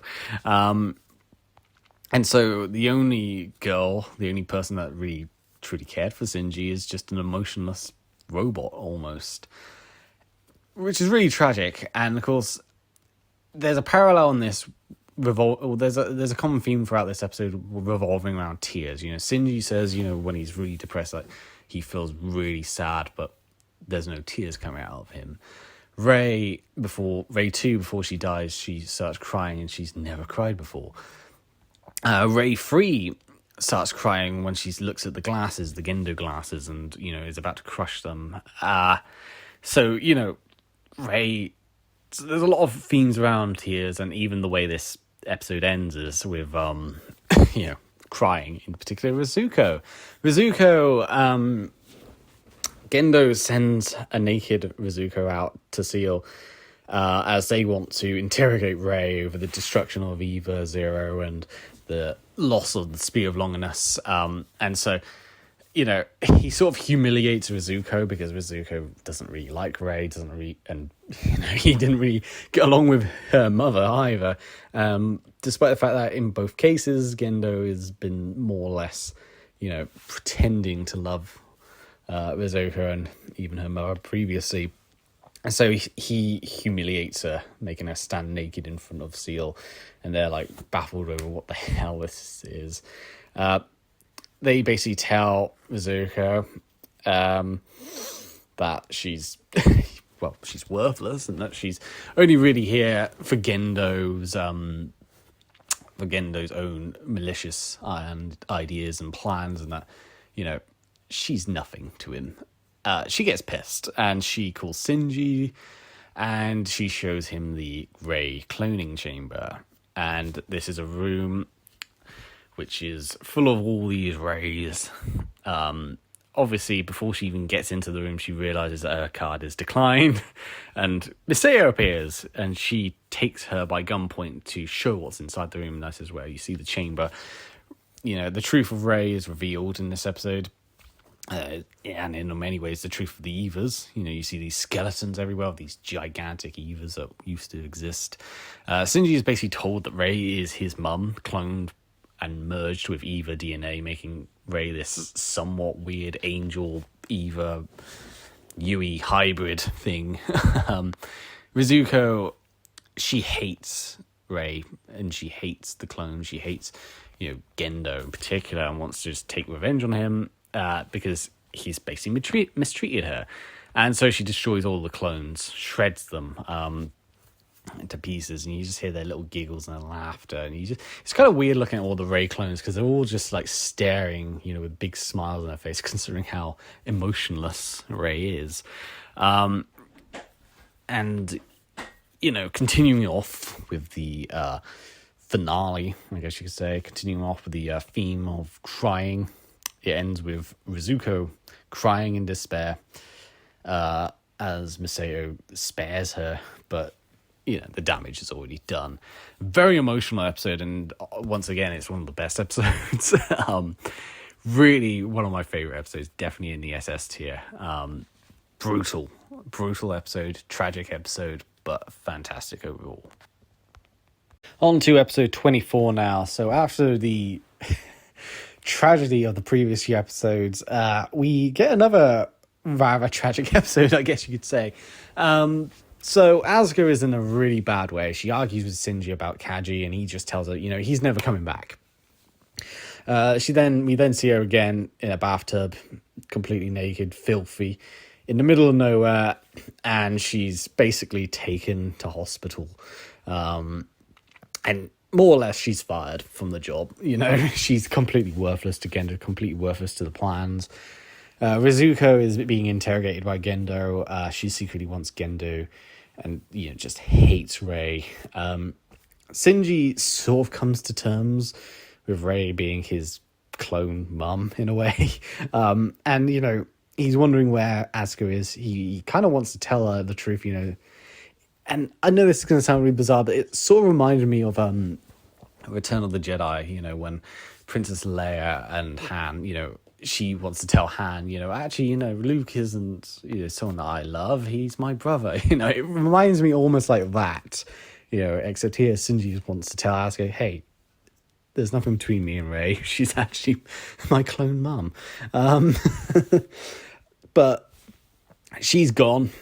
And because Rei 3 is just a new Rei and doesn't really have her old memories, and once again, isolationist, and Miseo being just depressed over Kaji's death, Shinji is alone. He is completely alone. He has no one to turn to. His father isn't really a nice man. No one at NERV really cares about him.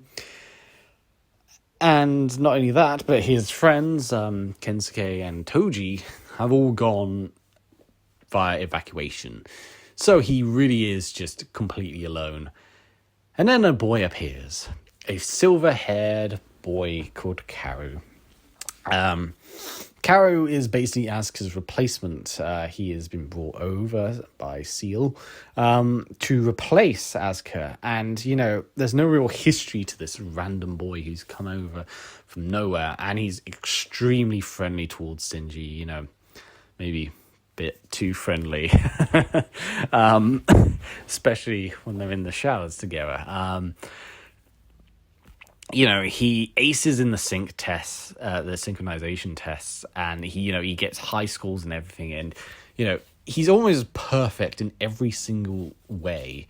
Karu, he briefly meets Rei, and this is where we get a little bit of a hint as to who his true identity is. Karu basically says to Rei, you and I are very similar. We're basically the same. And, in a way, Karu is basically a male version of Rei, except a bit more confident, I dare say. And she just gives him this cold look and this cold response.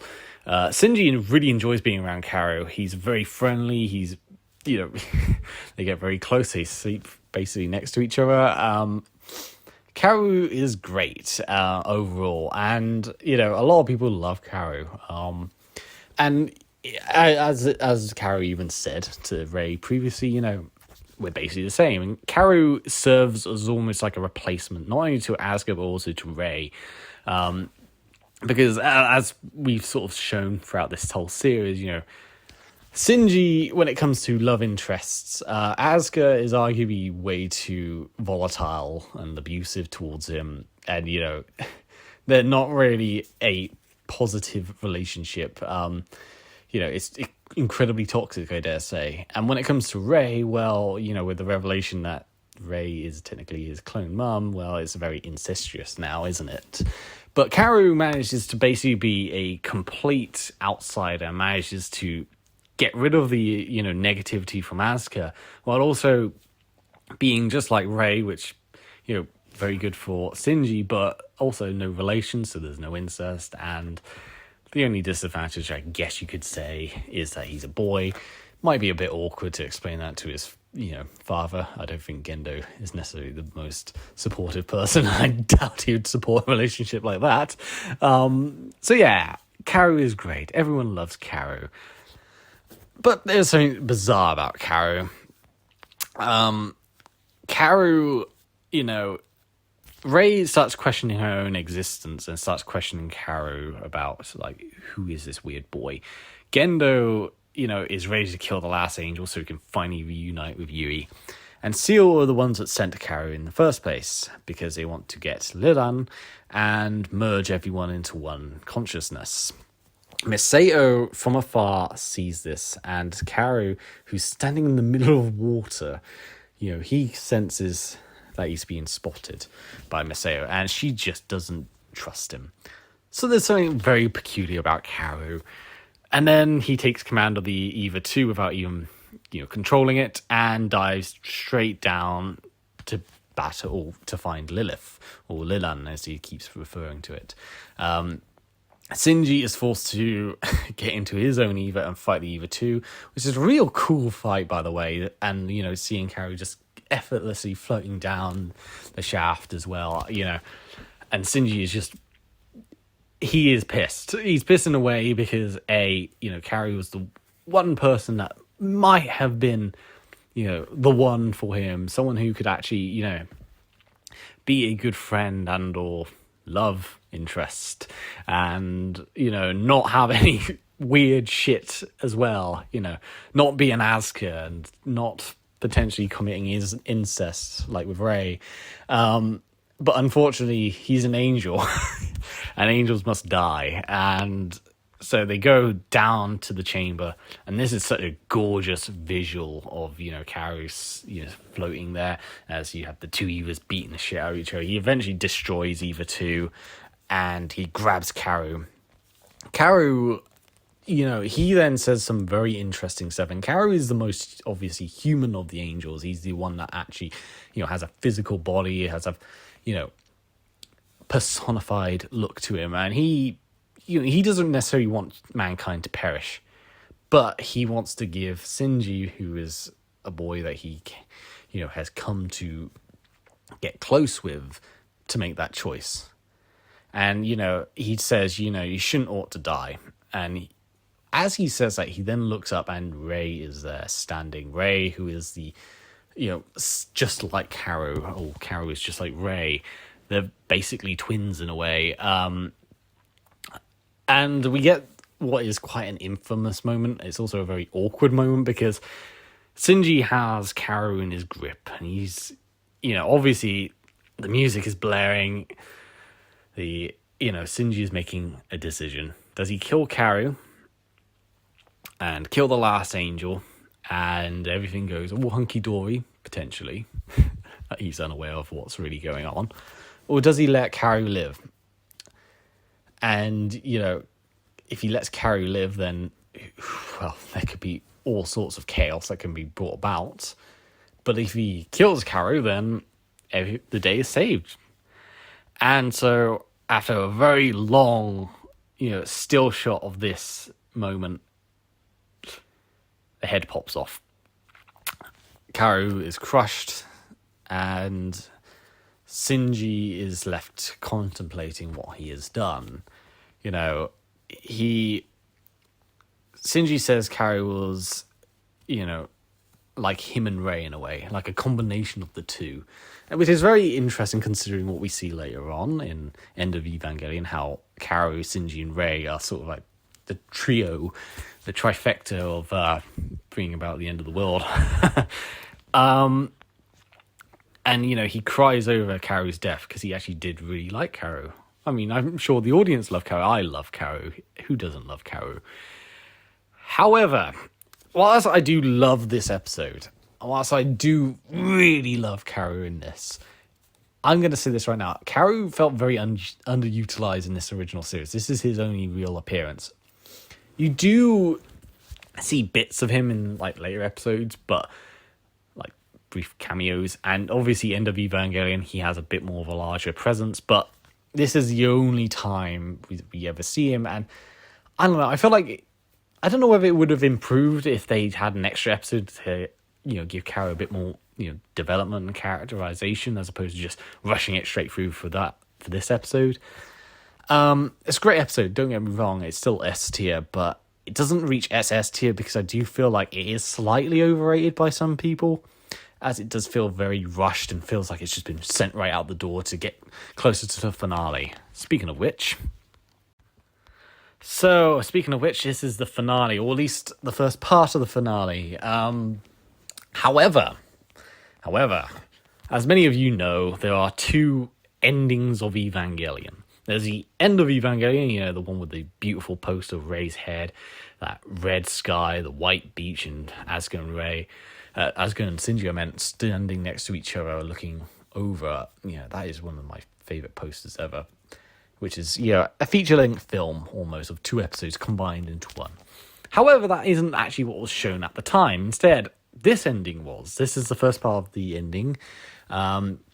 And this is sort of the alternative ending. And the reason why this is an alternative ending is because, simply put, they didn't really have the budget to create End of Evangelion at the time. And not only that, the ending was considered so dark, so morbid, that I believe TV censors in Japan and what have you, they didn't want to have that ending. So they changed the ending completely to being this more positive, happier ending with some hints to End of Evangelion. It's sort of, has some bits here and there. So before we get to End of Evangelion, we're going to go through these original ending, the original series ending instead, because whilst End of Evangelion is considered the canon, I guess you could say, ending, this is also considered canon. This is just an alternate ending. I like to call this the congratulations ending, whereas End of Evangelion is its own thing. But yeah, simply put, this is the ending which was, dare I say, TV friendly.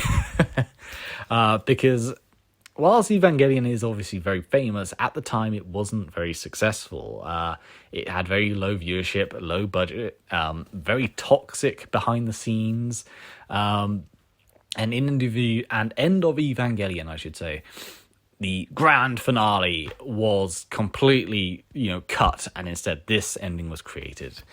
And, it's a very awkward ending, I won't lie. This is the first part. There's also the next episode as well.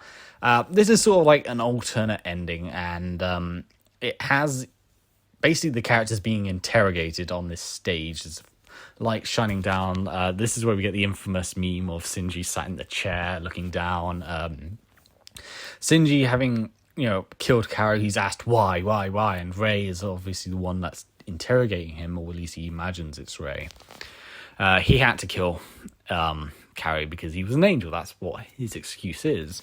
Shinji questions himself and starts feeling lost. He's represented by visuals of him alone in a dead white world, and Eva, holding on to him, sort of like how he held on to Karu. It feels like he's trapped in this, isolationist world. Asuka also belittles Shinji, or at least he imagines Asuka belittling him. She says that, you don't have any balls, basically. You can't do anything, you're pathetic. You're an idiot, what have you. Meanwhile, Asuka, we see briefly, she's inside her Eva. She's curled up into a ball, crying to herself. Now, we obviously do see this later on in End of Evangelion. Rei says to Asuka that she's alone and afraid. Rei questions herself about her own existence. And, she sees herself as a mimic human that is morphed by those around her. And she sees herself as an object. Rei, deep down, is afraid of being lost and dying alone. While she says, oh, well, I don't actually care about dying. deep down she does. She doesn't want to be alone. She doesn't want to die. Gendo then appears and he says to Rei that it begins, and she just follows him. The human instrumentality experiment starts in this episode. Everything will return to nothing, but everyone will be merged into one being. We do see. It is interesting though. While End of Evangelion wasn't released until like 2 years, or I think it was 2 or 3 years later, we do see flashes of this, what was meant to be the original ending, which was End of Evangelion, where we see a dead Rizuko and a dead Miseo, and obviously Asuka curled up in a ball in a river, and we see Asuka in the hospital as well. But obviously, this is the alternate ending. This is the TV-friendly ending, the congratulations ending, as I called it. Miseo freaks when she sees herself, because Miseo also sort of gets interrogated by, this omnipresent stage. She freaks out when she sees herself being promiscuous. She sees herself, fucking Kaji, and freaks out when she sees Shinji standing and watching them, and she says, "No, I'm not like that. I'm not, this perverted woman. I am a strong, independent woman, but I have desires too, and all that." She freaks out. She starts bawling. And Miseo is asked if she's happy, and she keeps saying, "Yes, I am. Yes, I am. Yes, I am." And then she screams, "No, she isn't." Asuka, when she's in the spotlight, she just wants to be solitary, but then, deep down, she doesn't. She misses her mother. She can't stop thinking about her mother. She is afraid of death. She hates being alone. Despite saying, "I want to be alone, I want to be alone, I hate everyone," deep down, she really doesn't like being alone. They're basically the characters are not only referred to as characters in this, but they're basically in a play within their own mental scape. Really weird and psychedelic, honestly. Shinji deeply wishes for worlds to be, for a destroyed world where no one will be saved. His own reality, his own empire of dirt, more or less. He wishes to be closed off and away from it all. And pretty much all the characters from the show are telling him this, and really it's just his own psyche. He hears all the voices, and they tell him that he will bring about the end of the world and is vital for this human instrumentality experiment. And we end on a cliffhanger like that. So I have mixed feelings when it comes to this alternate ending, because you can tell that they really didn't have any idea how to end the series without End of Evangelion, and so they had to come up with something which was like this. And it's an interesting character study of all the characters. That is basically what these final 2 episodes are like. But at the same time, I don't know. You just at the same time, I just have mixed feelings because there's not a lot happening.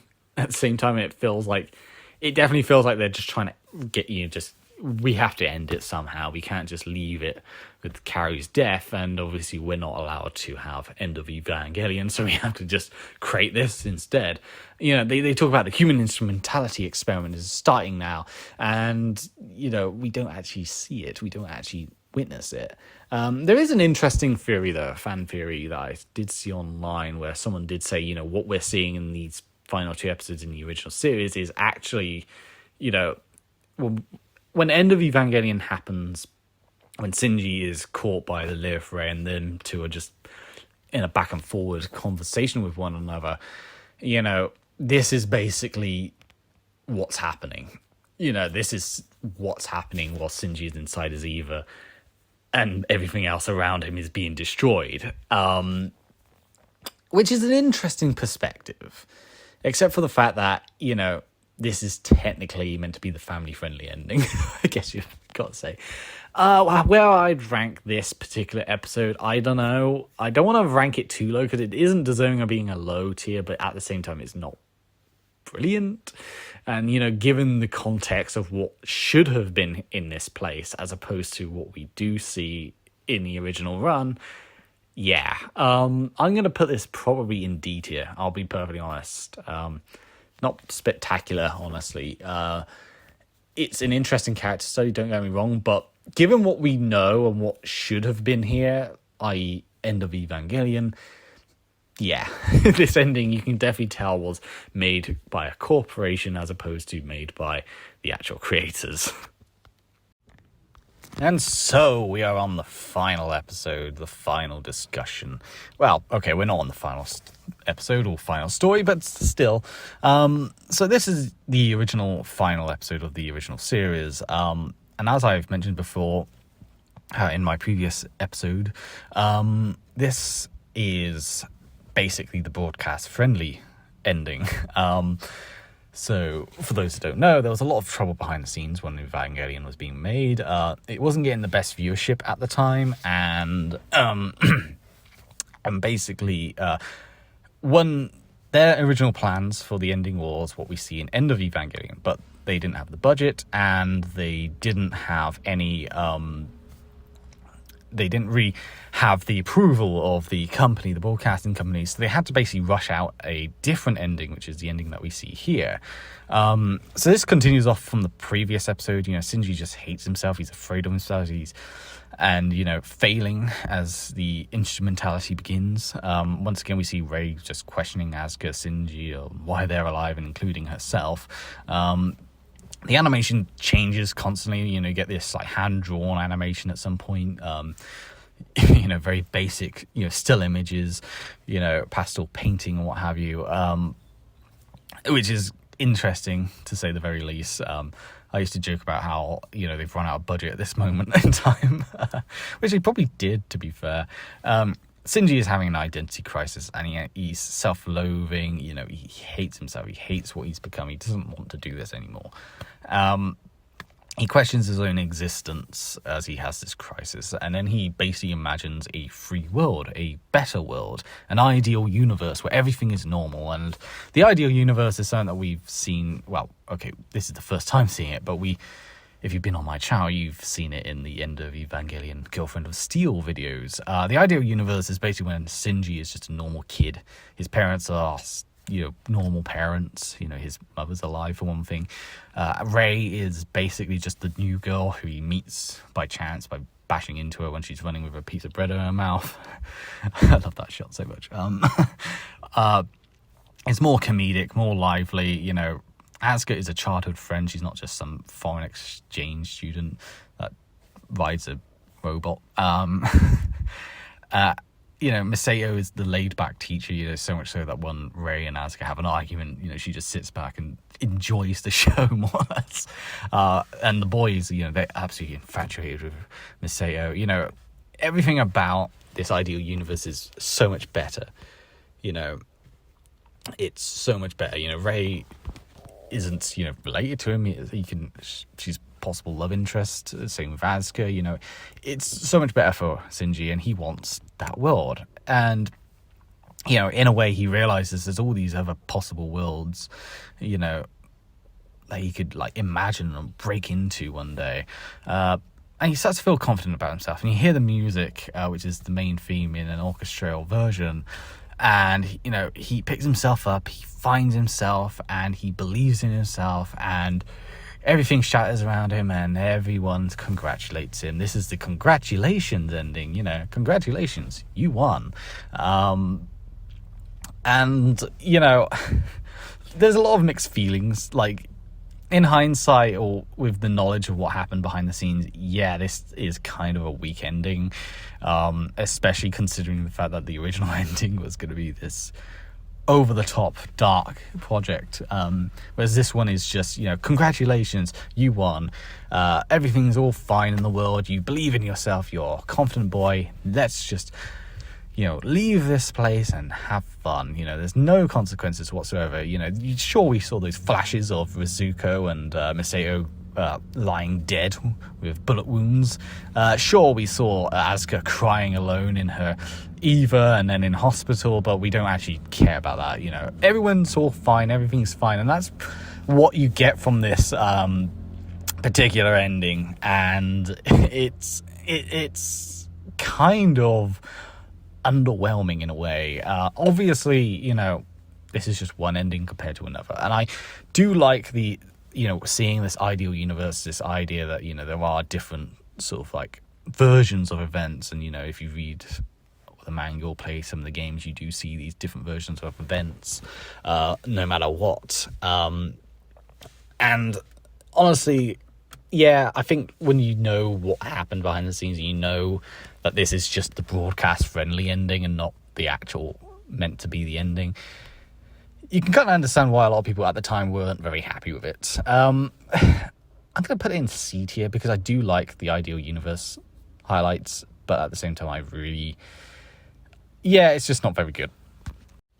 And End of Evangelion. Technically, these are the final episodes. Technically, it's 2 episodes, but I'm going to just review it as one whole episode because the way I've seen it is basically as a movie, with the 2 episodes stitched together as one long, continuous movie. Obviously, halfway through, it has the credits for the 1 episode. So End of Evangelion, this was the actual ending that was meant to have been released back in, 1994, 1996, whenever Evangelion was released. But it didn't get released until several years later, because they finally had the budget, they finally had the animation, they finally could make the ending. And, whilst there was a lot of fan theories about, this ending was made just to destroy the original happy ending of the original series, the truth is the happy ending was nothing more than a broadcast-friendly version that was created because this version was way too dark. And if you've seen End of Evangelion, you know why. It more or less starts off straight away with just misery. Once again, it kind of continues off from where Karu had his head popped off. You got to imagine this is the moment, what we see in the previous 2 episodes, just scrap that. This is what happened after Karu had his head popped off. Shinji finds Asuka, she's in hospital, and he, masturbates over her unconscious body. And, he then feels dirty about it, and he's in such a depressed slump that he, doesn't even bother moving about. He just curls up in a ball constantly. But things are getting worse because Seal decide they're going to attack because they hate Nerve and they're really pissed off with Gendo. And so they go on the attack. They destroy, they maim, they annihilate all sorts of people. It's just a complete massacre. You see these people getting, throats slashed, being riddled with bullets. Misao tries to save Shinji, she does, and Shinji just doesn't really care, he doesn't want to do anything, he's just bored. Gendo, on the other hand, decides he's going to have to rush with procedures, so he gets Rei out of her test tube, and he delivers her, I should say, to Lilan, or Lilith, and, well, what happens next might shock you. So throughout the series, we've always gotten hints that, Rei and Asuka, Rei, I should say, not Asuka, but Rei is more special than, she's led on to believe. Yes, she is very weird and unusual, but, there's something about her that's a bit more suspicious, dare I say. And, we saw this with Karu. He says, "You're just like me." And, when he looks up before he dies, he's actually directing it to her rather than Shinji. And so this episode, or this movie, I should say, shows us what she's meant to be. So Gendo tries to merge with Rei. He uses that really horrible, Adam hand. And Rizuko tries to stop both of them. She holds a gun up and, she, she's ready to kill them. She obviously gets axed off. Pretty much all the characters get axed off, actually. Spoiler alert. But Rei, she's being merged with Adam, with Gendo. But Shinji, who is going off to fight these Evas, these new Evas, these white, sort of like weird, big, Joker-faced looking Evas, often described as seagull-like, especially with the way they flap their wings and they make those noises. These bird-like Evas, which, by the way, I sort of skipped a whole chunk, and it's a really good chunk. Asuka is put inside her Eva, and she is curled up in a ball. This is what we saw in the broadcast-friendly version, the congratulations ending. Here, she is in a slump. She's disappointed in herself. She hates herself. But then she all of a sudden starts thinking about her mum, and she starts to realise, my mum's been with me this whole time. She starts to believe in herself, and she gets herself out of the darkness and what we get is one of the best action scenes in Evangelion. The way her Eva battles all these other Evas, the way they tear each other apart, it's brutal as hell. And then, of course, we have Asuka then being defeated. Spear right for the eye, brutal stuff, and then she's just torn apart. And Shinji, who's eventually brought up to see this, he is disturbed, and Rei, hearing Shinji's screams, decides to reject Gendo and go off to save Shinji, but by doing so, she merges herself with Lilith and becomes this gigantic, unstoppable angel. And so the third impact begins. Shinji is scared and frightened as Rei, looks at him, with her big red eyes. She's able to, morph herself to create a Karu lookalike to basically tell Shinji it's all right. And Shinji merges with Rei / Karu / Lilith. Things only get worse from here. I forgot to mention Misato got shot and dies slowly and painfully. She also kisses Shinji, which brings about a lot of paedophilic comments, which, to be fair, it is true. But as Shinji is absorbed into the Lilith Rei, they basically have this long conversation with each other as the end of the world basically happens. Rei probably has the highest kill count in any anime. I'm just going to say that right now. The way she kills pretty much everyone on Earth. They turn into these large, neon, crucifixes as everything just blows up around them. Lilith, Rei, and Shinji, they talk to each other. Once again, it's one of these psychological, what do you want? What is your desires, etc., etc. And Shinji doesn't like himself, doesn't like anyone. He wants to be alone. He wants everyone to go away. And well, Lilith Rei gives him that dream. The third impact takes place. Everyone dies, and before they explode into Fanta juice or orange juice, however you want to call it, it's actually not, but that's the joke. They see what they desire, and it's quite interesting seeing what they desire, because you have Maya, who is cowering, she's scared, but then she sees Vizuko and it turns out she's a lesbian. You got that guy with the glasses, he sees Misato, his desire, he then explodes. Gendo sees his son bite him in half, which, to be fair, it's probably just Lilith Rei giving him the opportunity to take his anger out on his dad. You have what's his face, the old guy, seeing Yui.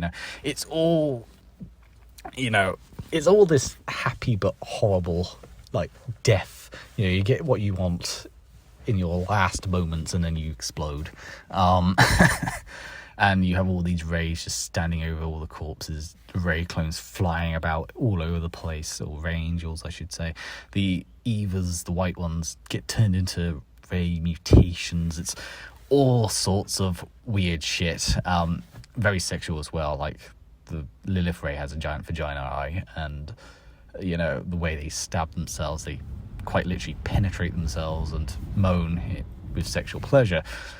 And then we have obviously Shinji and Rei fucking, which, yeah, it's a very sexual, final few moments of Evangelion. End of Evangelion is very sexual, but I think maybe that runs with the theme. Obviously, it's all about sin. They're all sinners.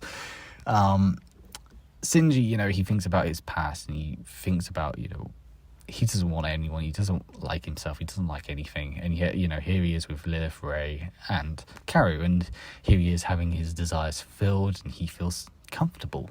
And it's disturbing in a way, seeing this kid comfortable in a way of, assisting these two in destroying the world and resetting everything. And Shinji at some point decides, maybe this isn't such a good idea.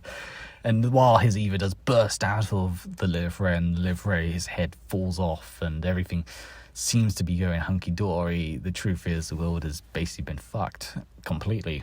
And whilst, there is the idea that everyone might return, Asuka certainly does return, all of a sudden pops back into existence in the end. again, Shinji still has that angry desire, that still has that anger and hatred inside of him, and he strangles Asuka after taking one look at Rei in the water, and, you know, once again, following orders, tries to kill her. And, you know, Asuka's final line of disgusting summarizes basically Shinji's actions in this. A lot of people find this incredibly dark. A lot of people find this incredibly morbid and disturbing.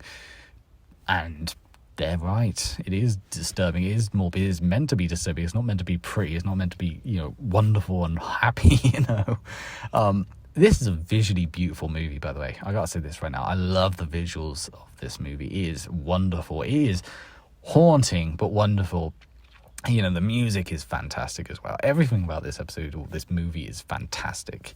It may not be one of my favorite episodes ever, but it is definitely up in the SS tier. It's wonderful. It's wonderfully brutal. Truly the best in terms of Evangelion has to offer. Is it one of my favorites? No, it isn't. I do find some of the other episodes a little bit better, but this is definitely an SS tier. Wonderful, wonderful movie. Also, the poster. I absolutely love that poster. The poster is just gorgeous. And yeah, I know these are technically two episodes merged into one. And whilst I could just say one episode is slightly better than the other, I think the problem is both episodes serve their purpose, and as one, they're great. So yes, I hope you enjoyed my ranking and my tier list of the Evangelion episodes, including End of Evangelion. There's no rebuild of Evangelion. If I'm perfectly honest, they probably wouldn't be as higher up as, you know, the original series. But hope you enjoyed this video, and do you agree? Do you disagree? Let me know if you're going to bother commenting. Anyways, see you next time.